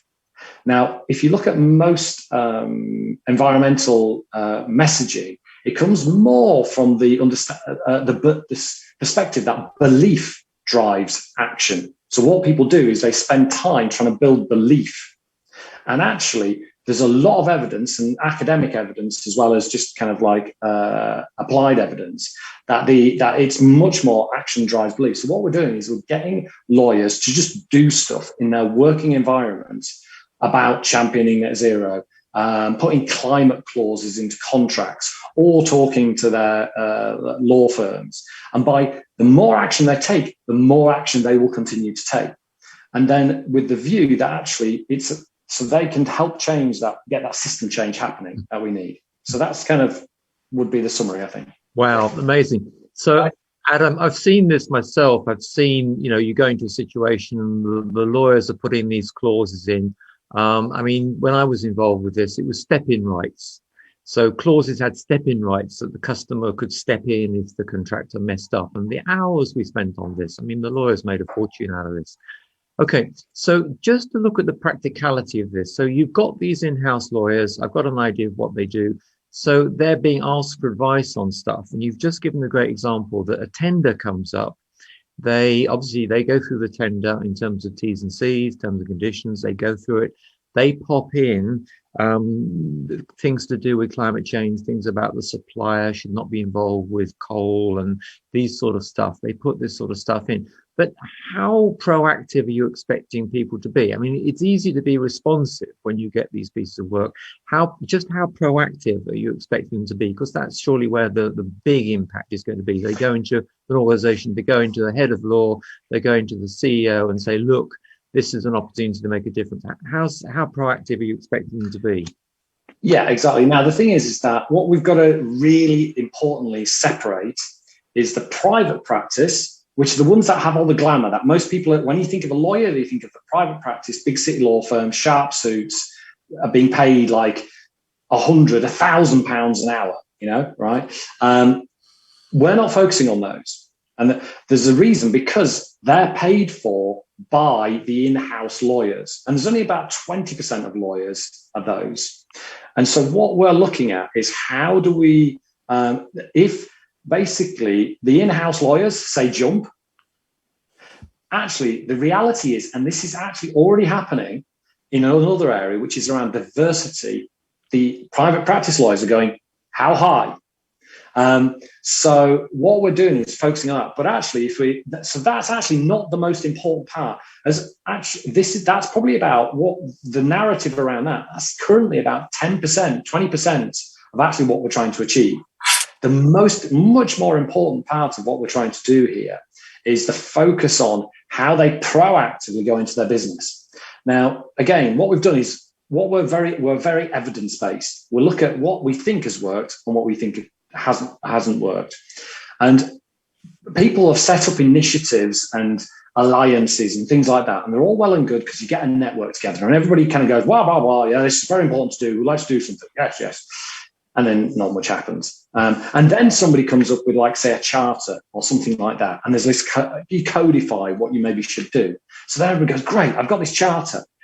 And then real life gets in the way. And it's like, so yeah, I should be doing something on this charter, but it's not part of my main job and can't do anything with that. So now those two things are really important. You do need a network and you do need the charter. So we've got our community and we have our net zero action principles.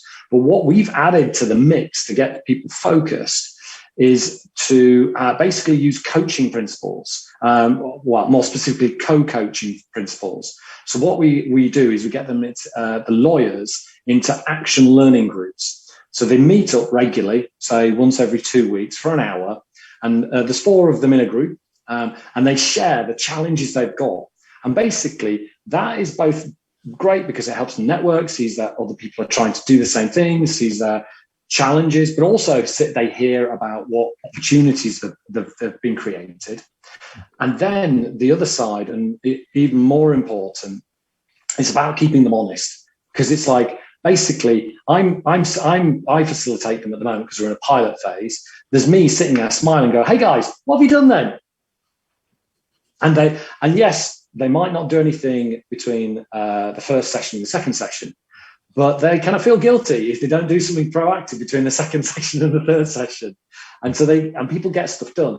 So it's a bit like if anybody here has had coaches, you kind of, even if you've said it yourself, yeah, I should do X, you go, oh, bloody hell, I said to the coach I should do it, so I'll do it. And so, and I'm kind of obviously making it sound really simple, and it's not as simple as that. And things, but the key thing is about really learning about what has worked in the past and what hasn't worked, and then trying to create this proactivity, which is, I'm really a big fan of that, because this is what we're all about. That's why it's action is in the center of what we're all about. That is by far the most important narrative that we communicate. Okay, so, Adam, that's terrific. Now, look, I'm going to come back to you in a bit to ask you a bit about some numbers of people, numbers of that you want to achieve here. But let's give a bit of space now to back to Alistair to explain his project, and then after that, make sure Jess has got time to cover hers as well. So, Alistair, over to you. Great. Before I start on my project, I'll probably just pick up a few points that Adam brought. And I'm not in finance directly in banking these days, but banking is going through a similar changes to the lawyers, and you're trying to drive that, Adam. And it's a sort of scope 3 hybrid, as I call it. So in banking now, you've got financed emissions. So there's a capital charge for pollution almost. And I am a believer that goodwill only goes so far. You have to punish people. And there are millions of ways of charging carbon. It's not just a carbon tax, a carbon price, offset markets or whatever. We should be doing it. If we overdo it, it's not a problem. And I've just had a question from a statement from somebody in the audience. And I go, we'll have to have a sky high price for carbon, and we will. The forward carbon price with the Bayes model for 2050 is $250 a ton. It goes out to $380 a ton. We also have to protect people who can't afford to pay that price. So, there's going to be there could be wars over carbon prices. It is that serious. So anyway, Adam, it sounds like you're talking about, and I could maybe think of a way that you could actually punish the lawyers properly. And this is where you need governments as well. The free market's failed. That's why we're in the climate crisis. So we have to move to an economic model that is more managed, so probably the Singaporean model, if anything. Now, I call those that you were talking about advisory emissions. So I'm a big fan of everything is CO2e. So when you advise on a project that has CO2 emissions, there should be a charge against that. And guess what? Well enough, a lot of lawyers will stop doing them. So there's telling them to not do them as having a balance sheet charge. So that's the way I operate. Price, price, price. It always comes down. Corporates always act in the best interest of the balance sheet. And there's a little bit of fuzzies that we're trying to help the world and nature's great. It's not changed that much. We've got to make the change with legislation and price. So that's that. My project. When I was involved in biofuel, it was fascinating. Biofuel is a great product.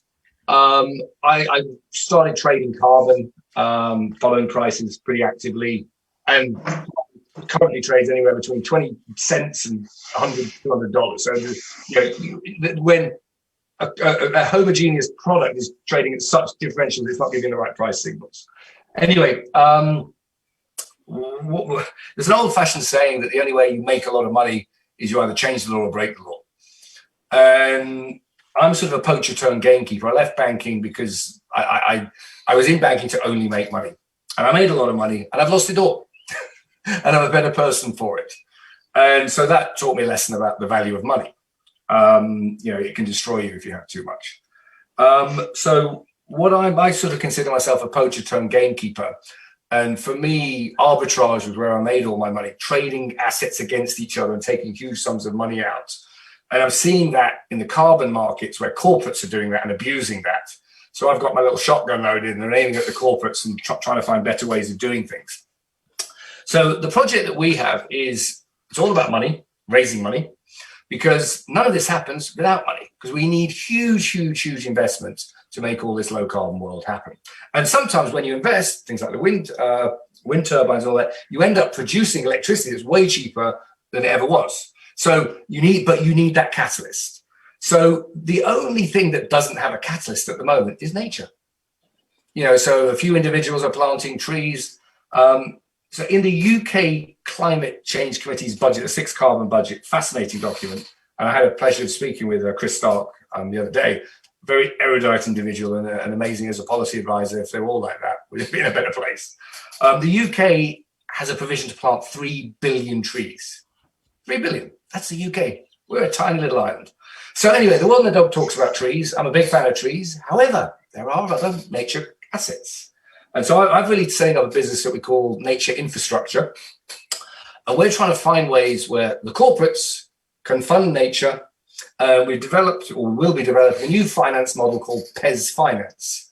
PES is Payment for Ecosystem Services. And I think it was one of the speakers in panel 1 talked about the Dasgupta report. And PES is not just carbon. We will start with a carbon product. PES is biodiversity. PES is water runoff. PES is particulate matter. It's all well and good. Everybody's talking about GHGs here, greenhouse gases, CO2e. The biggest killer is particulate matter, which isn't a GHG. All these children, we've now changed legislation in the UK because very sadly a 7-year-old child died and was legislated that he died of his asthma was induced by pollution.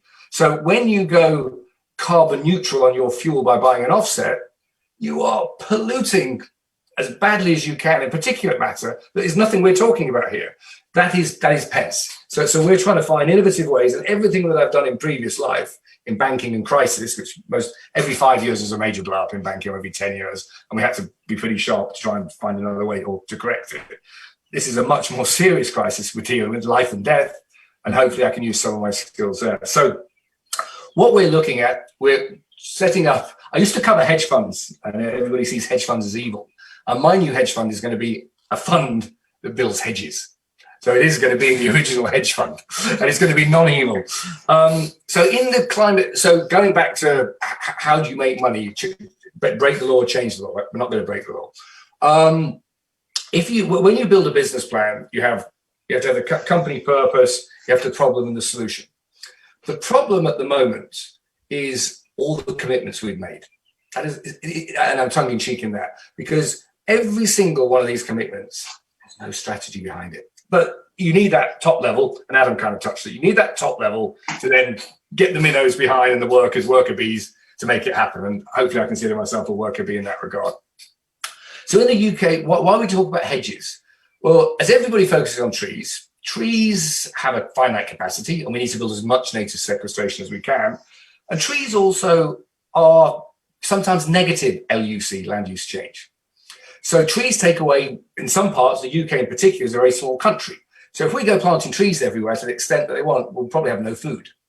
It's quite a problem. So the beauty of hedgerows is, in our green and pleasant lands, we've got about 1 million kilometres of hedgerow in the UK in various states of disrepair. And the optimal size of a hedge should be 2 meters wide by 3 meters tall. They're like 80 centimeters wide with holes in the middle and everything like that. So in the Climate Change Committee's budget, there's a provision of 400,000 kilometers of new hedge. No idea how to finance it, but it'll happen. The government are starting to put some, like we call them feed-in tariffs. They're now paying 10, 11 kilometers per meter with I think it's a £500,000 fund. So the government have given a 50 kilometer, there we go, to plant 500,000. And that's the way I see, not criticizing the government there. Governments are there to incentivize and set framework that private finance then comes in to do. So that's where we're coming in. So long story short, PES finance is where every corporate is talking about how we want to do nature. Well, they're going to have to, we're going to challenge them because if this product doesn't work, it will be because corporates are not saying what they're doing. So when you buy a tree or a hedge or anything like that, in economic terms now, you're buying a forward strip of payment for economic services. Let's keep it to carbon for this exercise. You're buying a forward strip for carbon, which now can be monetized. So we were talking about cutting down the rainforests earlier. Why do people cut down rainforests? Because it's economically viable. And everybody gets so annoyed by it because actually it shouldn't be economically viable because of the value that asset, and I'm sorry to keep talking in monetary terms, but that asset can only be saved if the value of keeping it is greater than the value of destroying it. And guess what? When it's worth nothing, which it is in its current guise, it gets chopped down. So again, our friends the lawyers can actually get in there and start legislating for PES. And there's the biggest PES transaction at the moment is the guy in Brazil who's holding the rainforest to ransom, saying to the US, yeah, we'll keep it, but it's costing you 10 billion a year for the next 30 years. That's PES finance. Yeah, so pay for assets. So back to my project. What we're looking at doing is creating this product where corporates, so let's take, is it Janet on the council? She's got a council, putting strategies together, and the budget will be £2.50. Go net zero, but we're not giving you any money. Well, let's say we could put £1 million of hedgerow into East Hertfordshire, wherever it was, £1 million of hedgerow funded by private finance. All the carbon value, effectively economic rent, goes there. The council actually own that hedge. And what a better place to put hedges than highways and byways. Doesn't do land use change. We call it smart land use change. The average hedge, to get it to where it needs to be, will take 2 to 3% of the land on farms and 0% of the land on the side of the roads. So SLUC, smart land use change, is what we're looking at. And what we're trying to do, I'm somewhere between a profit maximizer and open source. You can only be a profit maximizer by doing a Bill Gates and having a monopoly. We want to set up a model that makes us a little bit of money, but most importantly is open source and changes the world of finance around nature. And hopefully, I'm keeping it a little bit high level. That's where we are. We're going to do hedges to start. It can be any nature asset can be put into this vehicle. It could be bluegrass, could be trees, could be soil. Our aim is to price nature. price nature fairly. So it's a pretty big statement. And again, collaboration. There's no way I can do that by myself. I'll need lawyers' input. I'll need clients' input. I'll need landowners' input. But a very exciting project. Okay, Alistair, so you've given me an idea about it. So we're going to come back to you in a bit just to ask you to just summarize it in less than 1 minute. We're also going to come back to Adam to talk about a few numbers from him. But now, Jess, if you've got any mind space left after listening to Adam and Alistair, what else would you like to say about your project, please? Well, actually, I've had quite a few thoughts have come to mind, and I've been shoving some stuff in the chat because otherwise I'll probably forget. But really interestingly, I actually worked on some of the PES, the Payment for Ecosystem Service pilots, in one of my final posts at DEFRA, when I was actually working on trying to move funding for biodiversity out of the taxpayers and into business. So I'm really interested to hear about that. I also, something else that's come into mind is I've always been obsessed with co-benefits. So ever since I was at DEFRA, and yes, this isn't just about climate, it's about so many other things, but I've given up sort of using any word but climate because that seems to be what gets people going. It gets a bit complicated otherwise, but just in all my time at DEFRA and from working with students and individuals, I think we can't just win over hearts and minds because it's the right thing to do to live sustainably or whatever. So I think, people enjoy cycling. People enjoy nature because it's good for mental and physical health. We need much better air quality, like the case with the girl who died and air pollution was put on her death certificate to prevent premature deaths. People like gardening. People like to save money. And yes, there is often investment needed, but also a lot of this is cost saving. So when I worked on research into Russia and why they eventually ratified the Kyoto Protocol, so it was for my master's and I published an article on it, they were always going to do it. They were negotiating, but they needed to be more energy efficient anyway, regardless of whether anybody believed in climate change or not. It's more it can be cheaper and more convenient even to share a car than try and find somewhere to park one. So I think we need to be really quite sort of creative, but like people have been saying in the chat, there is a real danger of getting everybody on board, but then people are not clear on what to do.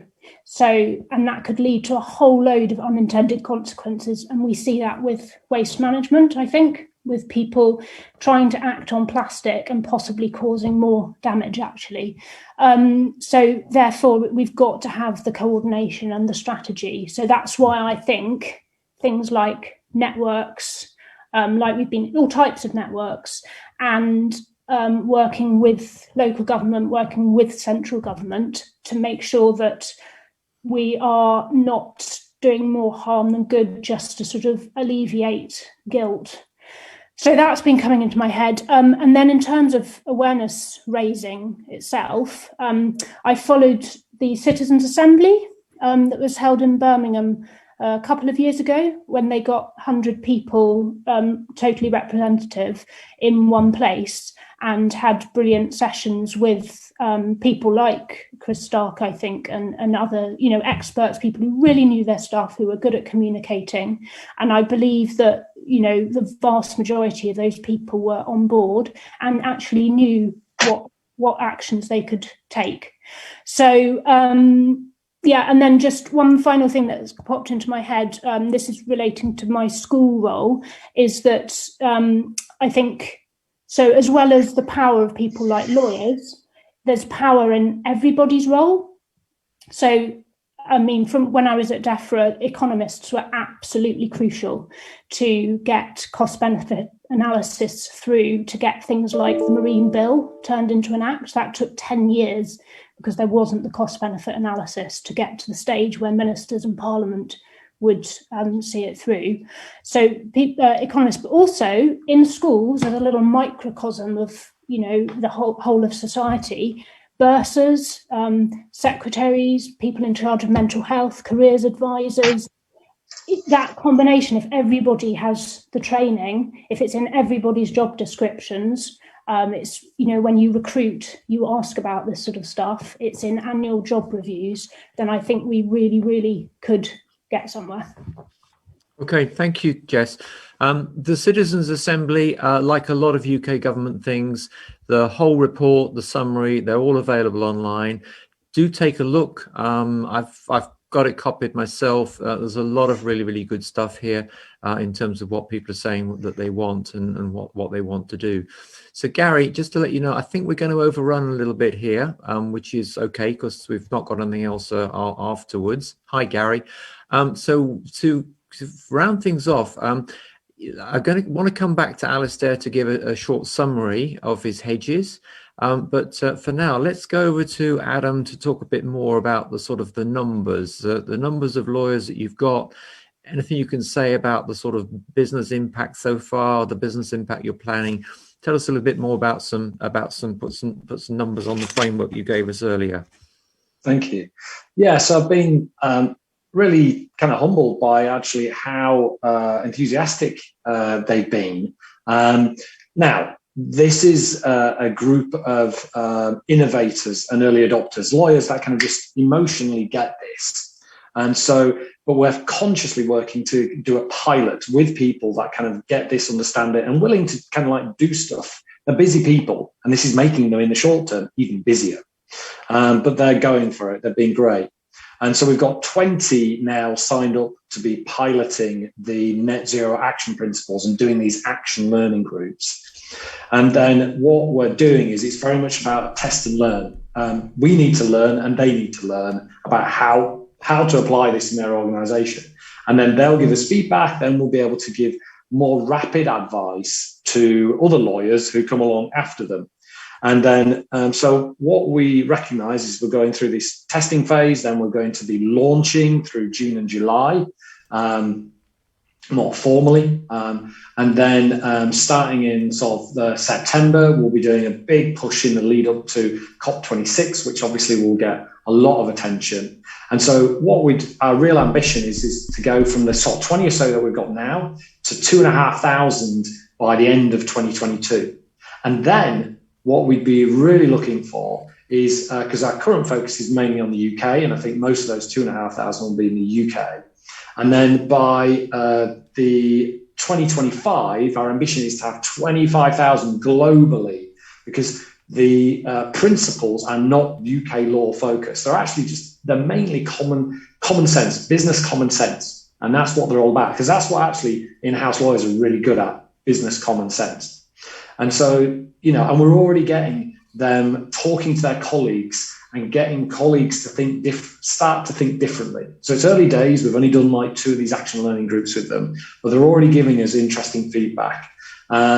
So should I talk about what I'm interested in from people? What sort of help? Absolutely, yeah. So while you're on the flow, tell us about what you want from people. Yeah. So as people probably can tell, we've got a good strategy. The pilot seems to be working. We've got legal media interested in supporting us and promoting us. But what we're going to need is we need to basically go from the 2025 that we've got at the moment to the 2,500 in 18 months or so. What we need is really talented people. And, so we've got people working with us as volunteers at the moment, and that's great. But to be able to kind of like create that continuing exponential growth, what we need is money to pay for really good people to help build and grow this initiative.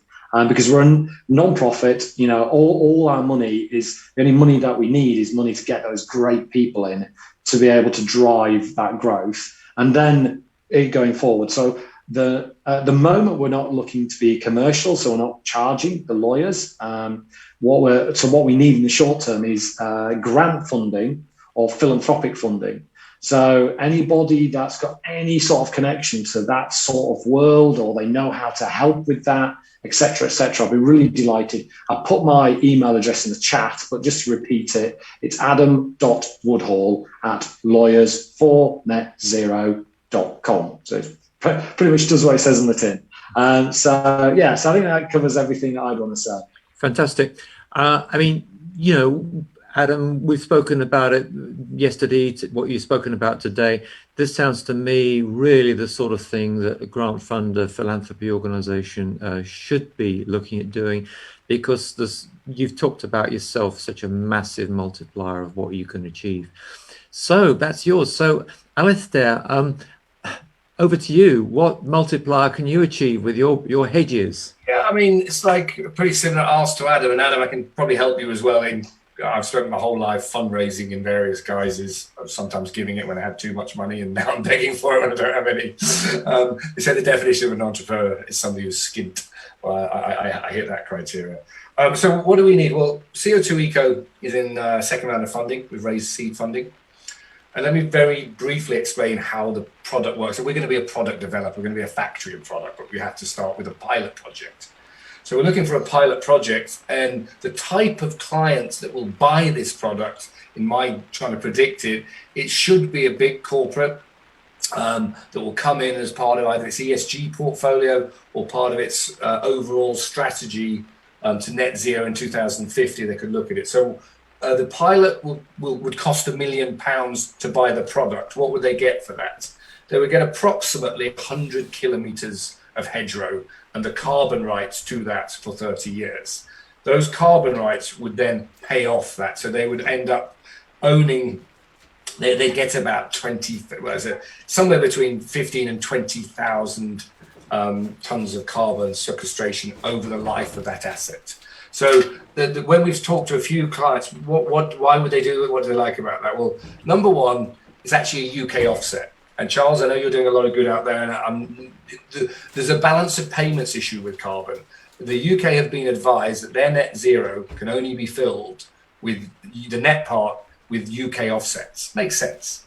So the Kenyan rainforests that do trade at $2 a ton, there's very few UK offsets out there. So a UK-based corporate or insurance or bank that's doing a lot of polluting in the UK, that de facto, if the government has to buy it, if we're buying lots of offsets abroad, we're not net zero in the UK. I know that's an island mentality, but that's the law. So we're creating a UK offset.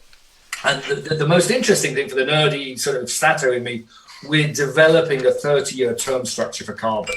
That is so exciting, and we need lawyers to help us on that. But there is a term structure to carbon that doesn't trade, but we're going to make it trade. Now, everybody's doing hit and run, one shots. They're buying offsets for 1 year. That doesn't pay for anything. It does balance sheet arbitrage. It makes them look good.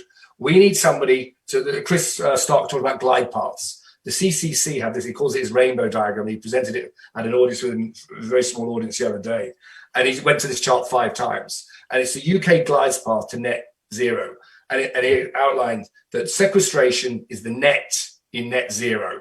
It is the most precious asset. It is actually easier to reduce. I know it takes time. But the thing is that if we want to get to 2050 net zero, we have to plant today, because it takes 15, 20, 30 years to get these nature assets productive. So buying a 1 year offset doesn't help anybody. The council needs money today to plant. The farmer needs money today. So everything we're doing is it's basically the revolution that we're trying to create is corporates take nature risk, because the forward strip of carbon we're giving them is at risk. The plants die, the hedges die, they don't get it. So it's a totally new asset class. And they've got corporates take risk all the time. Banks take risk all the time. Nature, you can't just expect carbon to be there. So we're going to have ecologists, academics, professors, all in this team. And with humility, I would say we're trying to really change the world in finance by how this is funded. And that's a big statement. That's where we are. So what I'm hearing then in summary is that I'm a citizen of the UK. I pay taxes.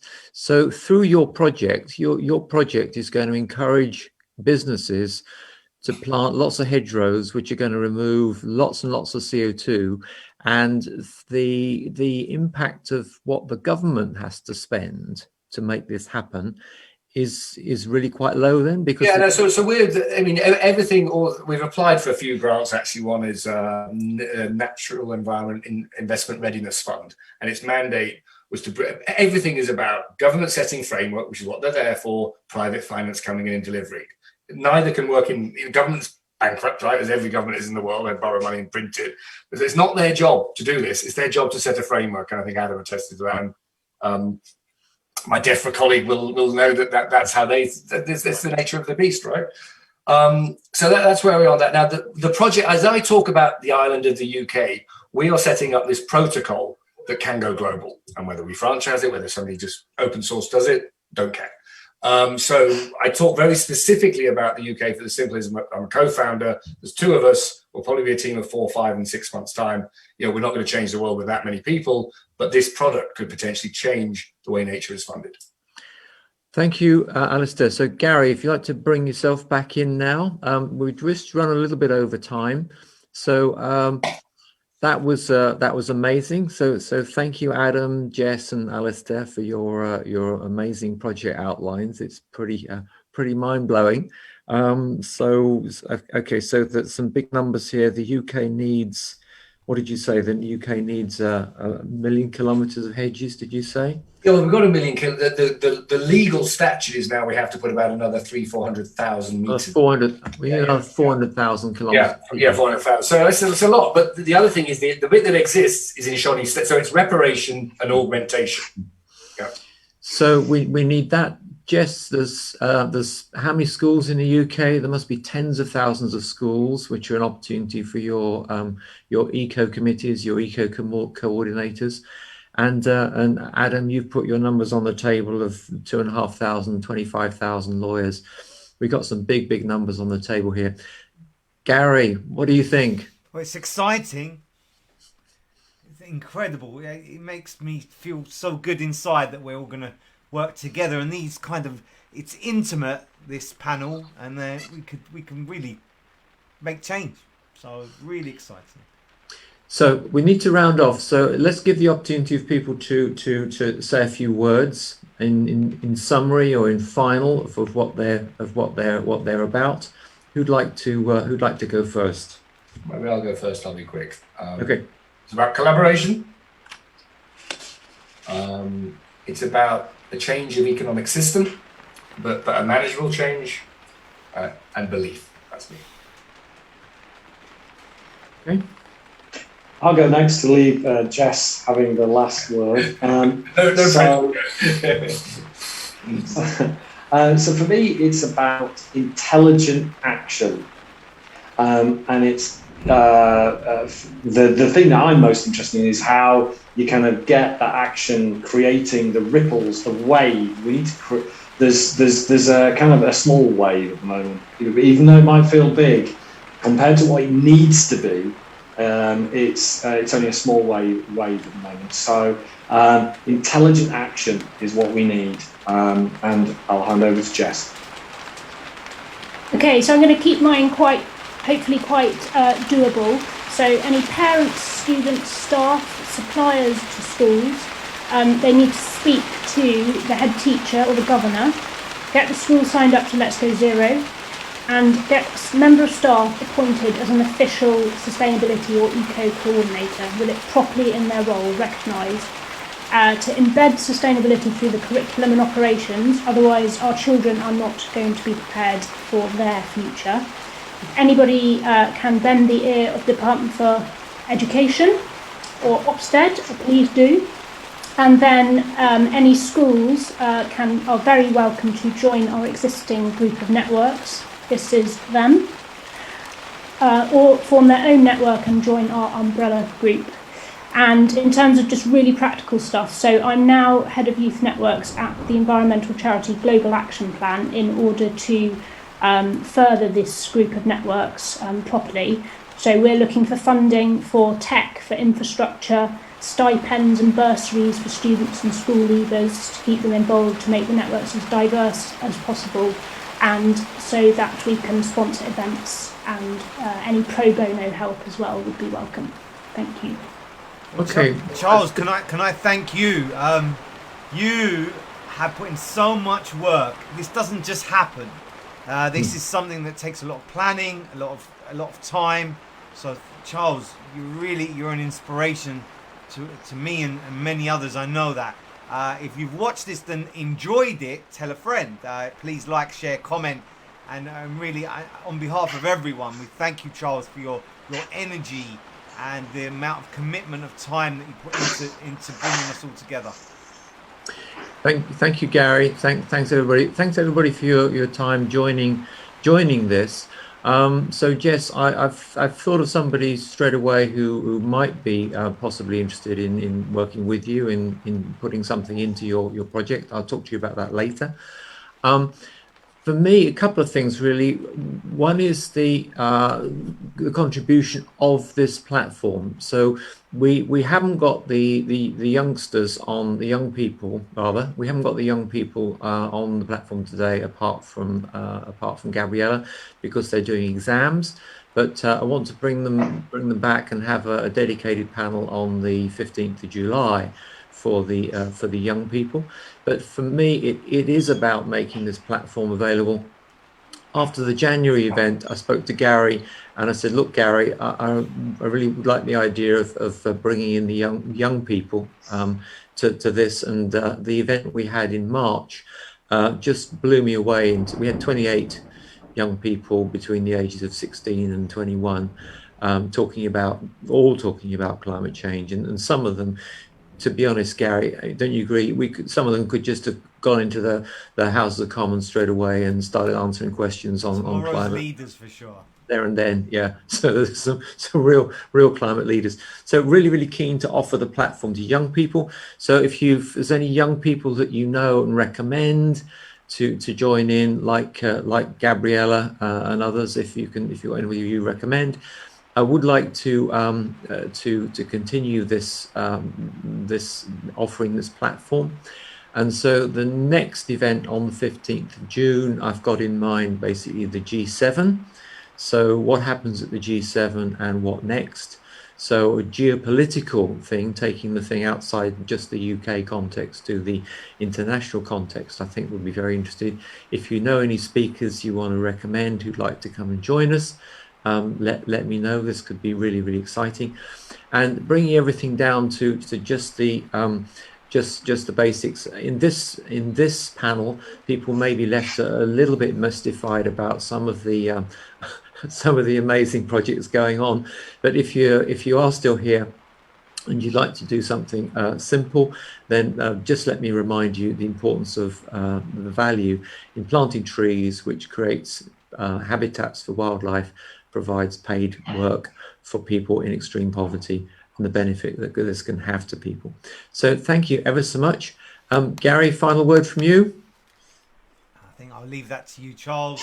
Have a safe weekend, everybody. It's coming down cats and dogs here in London. There's thunder and lightning, and I hope that electric energy passes through the internet and that we spread this message. So Charles, you wrap it up, sir. Thank you so much, everybody. Speak to you all again. I really hope that people in the audience and on the replay are inspired to join in, and do make contact with any of the speakers here that are at all relevant to what you're doing. Make contact with people, join in. It's a terrific opportunity, as you've seen, to multiply what we're doing. Let's get those 400,000 kilometers of hedgerows. Let's get those 25,000 lawyers. Let's get those 30,000 schools, all with eco coordinators. Go for it, guys. Thank you. Appreciate it. Bye. Thank you.